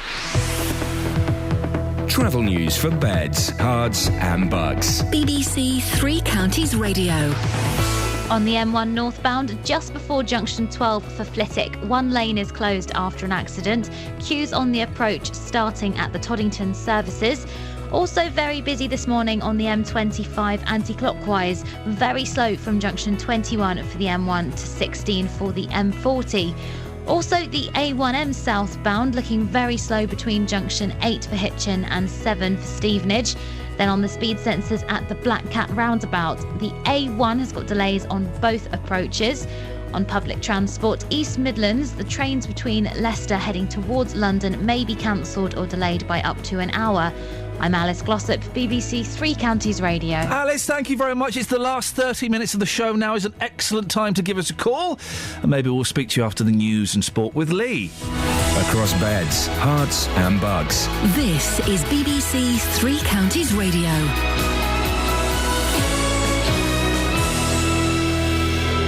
It's 8:30. I'm Lee Agnew. The headlines. The government's facing a backbench Commons revolt tonight over plans for a high-speed rail link through Buckinghamshire. Around 30 Conservative MPs say it's too expensive and will damage the environment. A new scheme begins today that could see some long-term unemployed people lose their benefits. After 2 years out of work, they'll have to work in the community unpaid for 30 hours a week. Glass has been found embedded in 2 football pitches used by youngsters in Toddington. Volunteers have been trying to clean up the mess left by travellers 3 weeks ago. And a convicted murderer from Stevenage has been awarded £800 in compensation after prison guards lost his belongings. Kevin Thakrar says he was distressed by the loss of his nose hair clippers, cranberry juice and an alarm clock. The weather will be misty at first, then sunny this morning with the chance of a thundery shower this afternoon. Top temperatures around 16 degrees Celsius, that's 61 degrees Fahrenheit. Three Counties Sports. BBC Three Counties Radio. The race for the Premiership title is still open after Chelsea beat Liverpool 2-0 at Anfield. Chelsea are now 2 points behind Liverpool at the top. Liverpool manager Brendan Rodgers accused Chelsea of time wasting. I think it was interesting that they actually got on, I think it was the 92nd minute, a booking for time wasting, when it was clear right from the very off that was the case. But listen, that's part of the game. If teams play that way, for us it's not our nature. We aim to win the game in a sporting manner, and we aim to be creative and attacking in our football. Man City could still win the title after they beat Crystal Palace 2-0, and Sunderland are now out of the relegation zone after their 4-0 thrashing of Cardiff. Watford's playoff hopes have ended ahead of tomorrow's night's trip to Charlton in the Championship. The Hornets goalkeeping coach Alec Chamberlain hopes defender Joel Ekstrand recovers from a blow to the foot he got in their defeat at Derby. Well, it looked like he was holding his ankle, didn't it? So I'm presuming he either got a knock or a twist, I'm not sure, but hopefully it's nothing too drastic, and we've obviously got another game Tuesday, so we're running out of bodies a little bit defensively. Wycombe need to win their final League Two match at already relegated Torquay and hope other results go their way to beat the drop themselves. Wanderers manager Gareth Ainsworth knows the pressure is on for Saturday's trip to Plainmoor. We've got to control what we can control and beat Torquay, and that's all we can do. So I don't want to be coming away with potentially we could have done it and not beat Torquay. That would be the worst scenario possible. And finally, at the World Snooker Championship in Sheffield, the world number 1 Neil Robertson leads Mark Allen by 9 frames to 7 in the second round. BBC Three Counties News and Sport, more at 9 o'clock. Call 08459 455 555. BBC Three Counties Radio. OK, so today I know we've not had that many listeners, but if the monitor is indicating that more and more listeners are coming back to us. Of course, it's the first day of the rebooting of GMTV with Susanna Reid and Roland Ratt. And I believe the team are watching it now. What's happening? Adverts. Gambling. Gambling adverts. Oh, I could be a millionaire. OK, so that's what's going on at the moment. If you're one of the people that watched it and then tuned into us, extra R. 08459 455 555 is the telephone number. Justin. Morning, boss. We're doing OK. We started off with 0 listeners. We're up to 78 listeners now. Whoa, I don't understand why anybody would want to watch ITV this morning. Susanna Reid? Greed. Susanna Reid. No, You're greed. really angry about her, No, aren't I am, you? absolutely. I think that... because the BBC gave her this platform, and, I just think that loyalty these days has vanished. She was on BBC Breakfast, Strictly Come Dancing. Stick with the BBC. Come on. Justin, listen, I've got a job at ITV, and I've been told I can bring one person along and I can give them £1 million. Do you fancy coming? Well, it wouldn't be £1 million. Come on. You cannot say that is a great career move for her, because, come on, look what others have done when they've also moved. Christine Blakely. Exactly. Yeah. Now, surely she should have learned from that and realised, hang on a minute, my employees here at the BBC are very good to me. I'm going to give you some loyalty and stick with you. £1 million, Justin. Well, she could have gone back to her bosses and renegotiated a deal. Come on. No, Catherine's keen to get in. I think what you're missing here is that female television presenters, sadly, are still treated a bit like footballers. By the time you're in your 30s straight 40s, you're on your way out. Take the money and run, girl. I don't blame her at all. Still adverts on. Gosh. Just think it's wrong, and I think the majority of people would agree. 08459 455 555. I'm not sure. Listen, if Heart FM offered me £1 million, I would ditch this. But the thing is, though, Ian, they may give you £1 million, but how long would that job last for? Well, and exactly the same may happen to Susanna Reid today. In a year's time, she may be out of a job and then begging to go back to the BBC. Well, judging from the reaction that we've been getting on the text and the Twitter, she might well be. Now, listen, we're talking about road rage. There's a story in the Express today why road rage drivers are really scaredy cats. And the people who are the most aggressive on the roads, they would never act like that in the supermarket or walking down the high street. It's because they're in the cars they suddenly become Barry Big Ball. But you're not convinced that road rage still exists, are you? I mean, somebody gave me the finger, 2 weeks ago in Berkhamsted, but I was in a vehicle which was stationary, and it was a case of dealy, and then the window came down. But in my experience over the last 2 or 3 years, I haven't experienced road rage on the roads, and I do a lot of driving for your programme, also driving over the weekends as well. I haven't experienced it. Maybe people have calmed down, but I've been out this morning talking to motorists. Road rage is certainly out there. I've been asking people about their worst experience of road rage. Here's what happened. When someone blocked my giveaway sign and I was with my nephews and nieces in the car, and he decided to get out the car and be very rude to me, started swearing and shouting, and the kids were obviously crying and they were traumatised with the experience. But he wouldn't budge, threatened to call the police, and then I locked my car so he doesn't attempt to get into my car. But he had a really bad stinking attitude, and then when I had a line of cars behind me and they all started to horn, that's when he had no choice but to move out of the way. So that was really disturbing and scary. Yeah. So he actually got out of his vehicle and threatened you in front of your family? Yes, in front of my family. How shocking is that? That was very shocking, and it was more disturbing when it was literally in my area, so it was kind of 2 streets away from where I live, right opposite my local shop. So it's not as if it was a new route for me. It was my everyday. When was this? This was, I would say, about 3 weeks ago. 3 weeks ago. Really? Yeah, about 7 in the evening. Obviously, we got home and told my family, and they were like, "You should have moved away." And I was like, "No, it's about time we stand our rights. It was my way. If it wasn't my way, then I would have quite happily driven back and said, okay, but it was my right of way." And for you to feel as if you own the street, and especially me being a female driver, it's hard because they just think, oh, it's a woman driver. She doesn't know how to drive. No, I do know how to drive. I've got a licence for a reason. I was taught the same way you were, but it's just their attitude towards women drivers. Maybe that's one of the main reasons. A couple of weeks ago, I had a van driver very politely waving out of his window. Bit of the finger, bit of this, bit of that. You get the verbal abuse, you get the horn. I mean, I have actually had somebody pull up in front of me, stop the car and get out. And basically, I just drove off. At the end of the day, different people, different temperaments. try to avoid it. How do you stay calm yourself? You seem like a very calm driver. Basically, it's just a case of get on. Maybe there is a time I've done something wrong and maybe I do put my hand up, and I will put my hand up to it. But normally if I do something wrong on the road, you just hand up, apologise, it's my mistake. Basically, just keep calm, get on and drive. Just lastly, when that person pulled up and they got out of their vehicle, there was no chance that you were going to do the same? No chance at all. Not worth it. It takes a bigger man to walk away, and that's what I say to everyone. Just carry on and get on with it. Because if you stop and argue, it's just confrontation. It's not worth it on the roads. I had an incident in London the other day. I was driving. I'm not convinced I was totally in the wrong. I think it was 50-50 between myself and a motorcycle. And I was indicating, I don't think he saw the indicator, but maybe I pulled into a lane a little bit quickly. And he was effing and jeffing, and I started getting quite angry. I thought, do you know what? Let's just suck it up. And I apologised. I waved the apologetic hand, waved it several times, even though he was shouting at me. Then he pulled up beside me and started having a go. And I said, mate, I'm really sorry. Yeah, but you... I said, mate... You apologised? I'm really sorry. Yeah, I apologised. He went, oh... No, all right, fair enough. No, I appreciate that. Thank you. You see, you're quite a bad boy in the radio, quite a bad boy in a car. Yeah. Face to face, absolute pussycat. I'm a gentle giant, aren't I, Justin? You are, yes. Excellent stuff. All right, I'll speak to you tomorrow? Yeah, thanks, Princess. Cheers. What? Did he? No, he wouldn't have done. 08459 455 555 is the telephone number if you want to give us a call. How's GMTV shaping up in there, Kath? Lorraine's on. What? Lorraine's on now.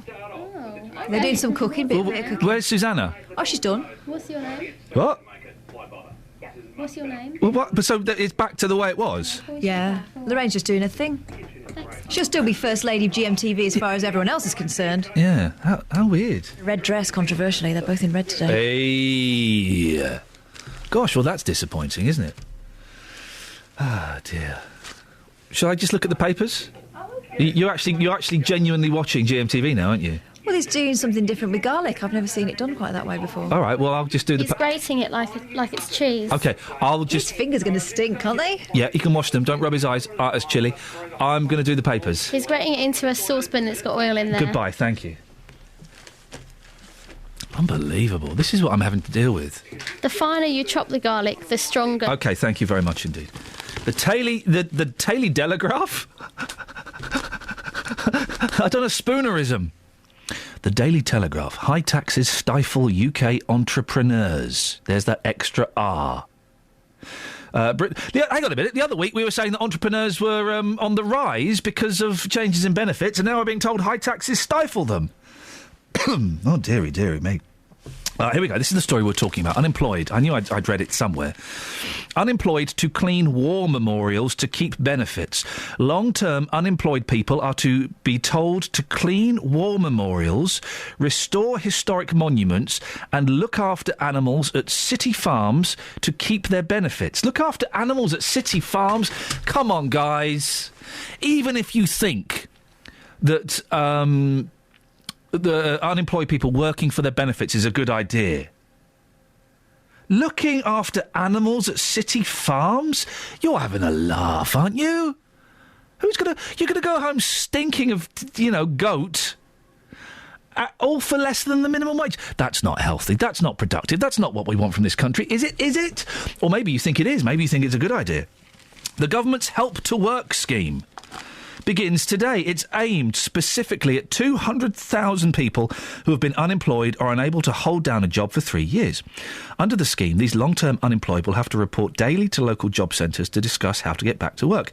If they are judged not to have enough work experience, they will be allocated volunteering roles with charities and other providers. Ah, dearie me. Failure to cooperate could lead to them losing work-related benefits. Oh, dear. 08459 455 555. Richard's in Winslow. Morning, Richard. Hello, cultural attaché here. Yes, sir. What would you like to say? Yeah, listen, you were talking about the old languages of different people.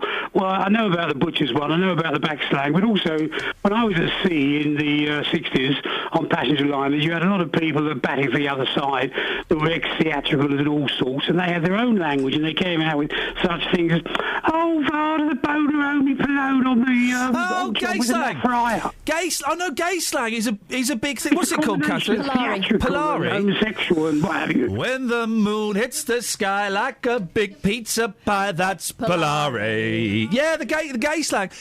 I believe it's quite big in New York. The only reason I know that is because they would use it in Sex and the City quite a bit. Really? But most people don't know the origins of the word naff. I think most people don't care about the origins of the word naff. Tell you in that case. I know you want to know. Is it rude? Not at all. Not in the slightest. Go on then. Most people, Princess Anne says, naff off, meaning yes. off. But naff actually meant when you joined a ship, the gay fraternity would observe you and say, oh, he's naff, which meant that he was not available for, and you know what the last word is? Flirting. Something like that. Yeah. What's the origin of posh? Oh, port house, starboard house. There we go, you see, well done. That's the only little bit of trivia I can throw into that mix. Do you know, hello, are you still there? Am I cut off yet? Only just. Listen, do you know who said, play it again, Sam, what film, and who the actress was? Well, it's exactly, there's the actress. It wasn't Casablanca. No, it wasn't Casablanca, it was another film. And you can ask this one, actually. I forgot the name of the film now. And James Cagney never said, you dirty rats. No, I know. But that was actually said in a film. Yes. By, oh, gosh, I think it was Anne somebody or other. In 1955, it was on TV recently. There was a big fight scene in the bar. And she went over to the piano player and looked at her. He looked at her, and then she said, play the game. I'll dig out the film and let you know. Don't bother, Richard, don't bother. I will. You're cut off now. Thank you. There we go. Well, I like it when he calls him, but afterwards I hate myself a little bit. You know, you get that kind of vibe. Last 15 minutes of the show, give us your road rage stories, your thoughts on whether unemployed people should be forced to do volunteer work to earn their benefits, and anything else you fancy, really. 08459 455 555. BBC Three Counties Radio. Let's get the travel news now. Here's Alice. Travel news for beds, cards and bugs. BBC Three Counties Radio. On the M1 northbound, just before junction 12 for Flitwick, one lane is closed after an accident. Those queues starting from junction 11 for Dunstable now. Also, the M25 anti-clockwise still very slow from... Oh, just heard that the M1 junction 12 has now cleared. Also, back to the M25 anti-clockwise, very slow from junction 21 for the M1 to 16 for the M40. On the speed sensors, the A1M southbound very heavy between junction 8 for Hitchin and 7 for Stevenage. On public transport, East Midlands have trains from Leicester towards London may be cancelled or delayed by up to an hour. I'm Alice Glossop, BBC Three Counties Radio. Alice, thank you very much. Right, it's 8:45. It's Monday, the 28th of April. I'm Iain Lee. These are your headlines on BBC Three Counties Radio. MPs will vote later today on plans to build a high-speed rail line through the three counties. People who've been unemployed for more than 2 years are being forced to carry out 30 hours of unpaid work a week. A convicted murderer from Stevenage has been awarded £800 in compensation after prison guards lost his belongings. Coming up, more of your phone calls. But before that, here's the weather with Sarah. Beds, Herts and Bucks weather. BBC Three Counties Radio. Thanks, Ian. Hello, good morning to you. Generally dry at the moment across the three counties. Quite a bit of cloud, but we're seeing some breaks coming through in that cloud, and that's a slow process which will continue through this morning into this afternoon. So eventually some sunshine coming through, but also the risk of a few showers just cropping up here and there across the three counties. Largely coming in a band, actually, which is coming in from the east. Those showers then slowly meandering off towards the west. They'll be slow moving, but plenty of dry weather between them, and largely that band clearing by the middle part of the afternoon. Then we'll see some good spells of sunshine, a top temperature of 15 or 16 Celsius, 61 in Fahrenheit. As we go through the next couple of days, generally a lot of dry weather around. The risk of some showers tomorrow afternoon, but not as many as today. Wednesday generally dry, but fairly cloudy for both days. Bright spells rather than sunny spells. Temperatures in the low to mid-teens. As we move through towards Thursday, a better chance of seeing some showers. It'll feel cooler as a consequence, 12 Celsius. And then on Friday, a northerly wind sets in, and that means we will feel quite a lot colder than of recent days. In fact, just struggling up into double figures on Friday afternoon, and colder still possibly at the weekend. More on the website bbc.co.uk/weather. Every weekday from 3, Roberto Perrone. You told 580 gags in 1 hour. Can I test you for 1 minute? I spent the whole year trying to get into classical music. It took the 4 seasons. Weekdays from 3. We heard from Neil earlier on. He claims he was discriminated against and asked to leave a pub because he injected himself in public in full view. Insulin keeps my son alive, OK? If he doesn't inject, he'll die. Roberto Perrone. And I just thank you for the services that you do on here to help people like myself. Weekdays from 3 on BBC Three Counties Radio. Boing. Let's talk to Ken in Flackwell Heath about languages in jobs. Morning, Ken. Good morning. What would you like to say, sir? Just saying, you haven't, if you haven't done SNAFU, SNAFU, yes, which was used in the forces when there were attacks or anything like that, and the generals had made a complete, absolute mess of thing, and everything was useless. They used to say, remember, I'm not going to use the F word. No, but thank God. Situation normal, all messed up. Yes. Gosh, really? Is that where SNAFU comes from? Yeah. Is the acronym Norwich a real one? Norwich. No, there's another one, Sealed with a Loving Kiss, and be upstairs, ready my angel. Used to be another one. Well, B-U-R...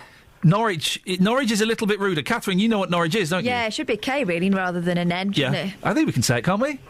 Well... No. Can we say Nick is off ready when I come home? I wouldn't. OK, we won't. Ken, thank you very much indeed. We won't say that then. 08459 455 555. Now, our big tour has taken us to Houghton Regis this week, where people are urging the police to do more to stop the town centre becoming a no-go area after dark. Residents have told us they avoid Bedford Square from early evening when groups of young people hang around, hurling abuse, throwing objects and generally intimidating passers-by. They want a more visible police presence. The other day there were lots and lots of children, youngsters hanging around. It's a sort of a pack culture. They all get together, lump their bikes and throw things, and the other day they were throwing lots of things at passers-by from young to old. So it's not impressive, but it's difficult not to lower yourself to their level. That's the problem, because they all congregate and it causes more trouble. Do you think the police could be doing more to sort this problem out? I think they could, more patrols and so on, but this place, Houghton Regis, is a network of rat runs. And they've got bikes and they know all the ways in and out, and that's the difficulty the police have. Well, let's speak to Sergeant Linda Wilson, part of the policing team for Houghton Regis. Good morning, Sergeant. What's going on? Good morning, Ian. Yes, we are aware of the increase in antisocial behaviour in Bedford Square, but I welcome the opportunity to reassure the residents that it is not a no-go area. Well, the residents think it is a no-go area, so it is, if that's what they're thinking. OK, and that's why I'm here today to reassure them. We are doing a lot of work in relation to our partners, working with diversionary techniques, but also we don't want to just jump to the conclusion that we want to criminalise these youths. Their behaviour is unacceptable. We're working with all the businesses. On Friday just gone, Central Beds Council arranged a Pride in Houghton Regis, and we spoke to a lot of the residents and we spoke to a lot of the businesses, and we do have plans moving forward with our partners to deal with this issue. Do you have plans to respond when people call up? We spoke to Mary, who she called to report an incident of an elderly woman in one of those electric buggies being attacked by a gang of kids. She was put on hold and then cut off. And she says that they don't bother calling the police because they're put on hold and no one ever comes. Yeah, I obviously can't comment on individual circumstances. How about in general with the way the police respond to phone calls? Well, we're talking about Houghton Regis and Bedford Square. Houghton Regis Town Council fund a project for extra police officers and police... But Linda, sorry, when someone phones up the police to say someone is being attacked and they are put on hold, do you think that's appropriate?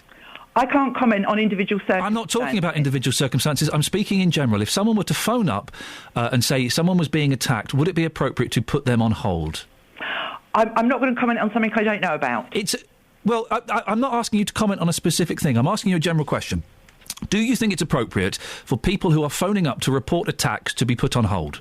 I would like to think if someone was being attacked and it was immediately happening, that the police would be deployed.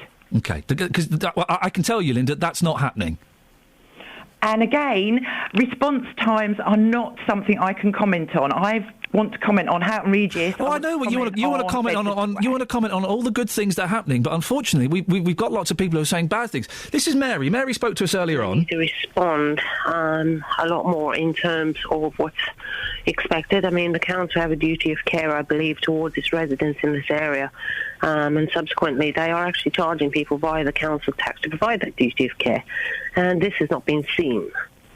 Also, I know Northampton have adopted the approach of any minors found with alcohol, possession of alcohol or anything else in their hands, that they're escorted back to the parents right there, right then.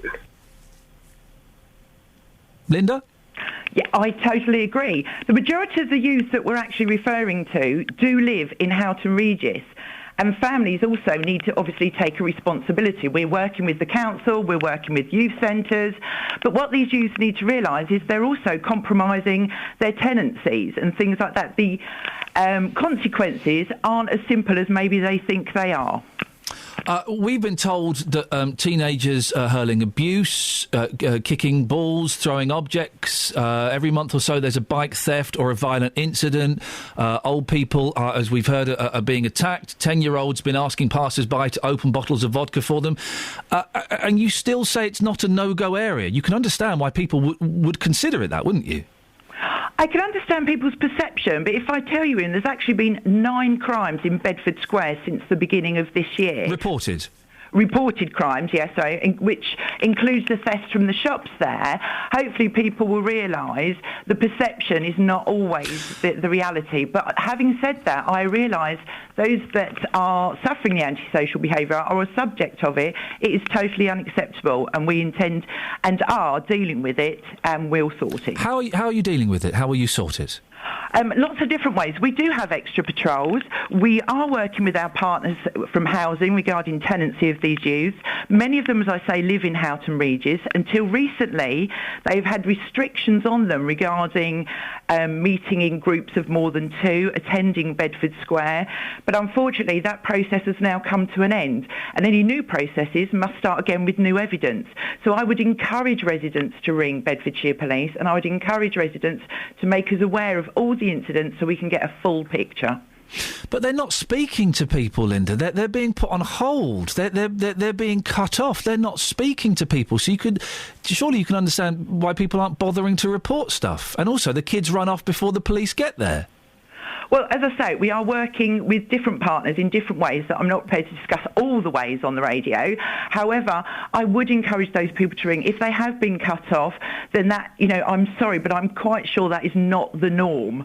So please, Houghton Regis Police Station, come and tell us about it. It's generally open between 9 and 5. Come and tell us. We spoke to John earlier. This is what he had to say. There's a local police station, OK?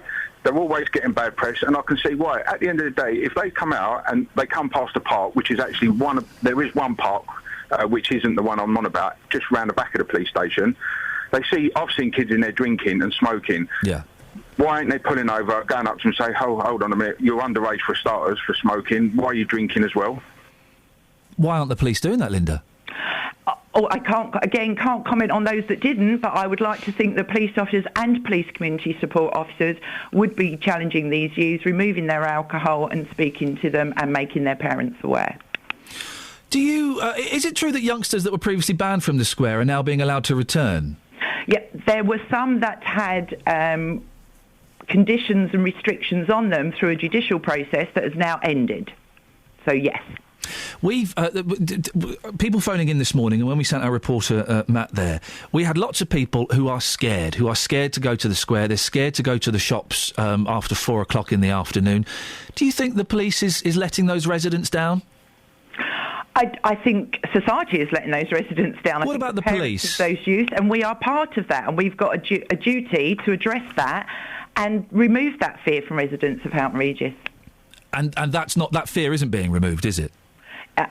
We have a duty to address that and ensure that happens. How long till things are noticeably different, do you think? I'd like to think very soon. What does that mean? 6 months? I'd say weeks. So what, 6 weeks? Nope, starting immediately. We have already got things in plan. This is not new to us. We were already aware of the increase in antisocial behaviour, and we have already started putting the wheels in motion to address it. I'll tell you what we'll do then. So shall we say 4 weeks? Let's have a chat in 4 weeks, Linda, and we'll speak to the residents and we'll see how things have gone. And fingers crossed, things will be getting better. That sounds like a good idea. Linda, I'll speak to you in 4 weeks. Thank you very much indeed. Sergeant Linda Wilson, part of the policing team for Houghton Regis. OK, so 4 weeks' time we'll all get together and we'll have a little chitty chat, shall we? We can send Matt down there as well to get opinions. Thank you very much for that, Sergeant Linda Wilson. That's it. That's your lot for me. Don't forget, if you want to get in touch with me at any point, you're more than welcome to. You can send me an email, ian.lee@bbc.co.uk. There's a new podcast that was released into the wild on Friday afternoon. You can get it from the BBC Three Counties website. You can also get it now by going to iTunes and typing in Iain Lee, BBC. It will pop up and you can download it and you can subscribe to it. And from what I remember, we don't really talk about a lot in there. We don't really talk about a lot in there this week. And apparently I tell the same story twice. But it's all fun, yeah. It's all fun. It's all a little bit of harmless fun. Let's get the travel news now. Here's Alice. Travel news for beds, cards and bugs. BBC Three Counties Radio. The M1 northbound, heavy going between junction 11 for Dunstable and 12 for Flitwick after an earlier accident. Also, the M25 anti-clockwise still slow going from junction 21 for the M1 to 16 for the M40. The M40 itself, northbound, very slow from the Denham roundabout to the M25.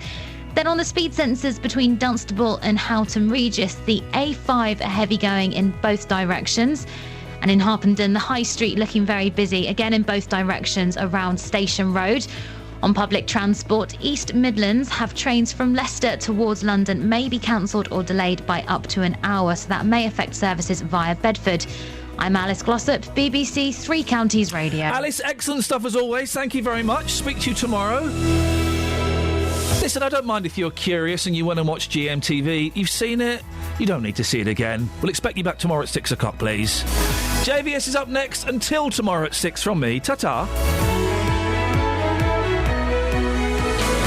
Local and vocal across beds, hearts and bucks. This is BBC Three Counties Radio. Thanks, Ian. Good morning. Welcome to the JVS show. I'm Jonathan Vernon-Smith. It's Monday. It's 9 o'clock and on today's Big Phone-In.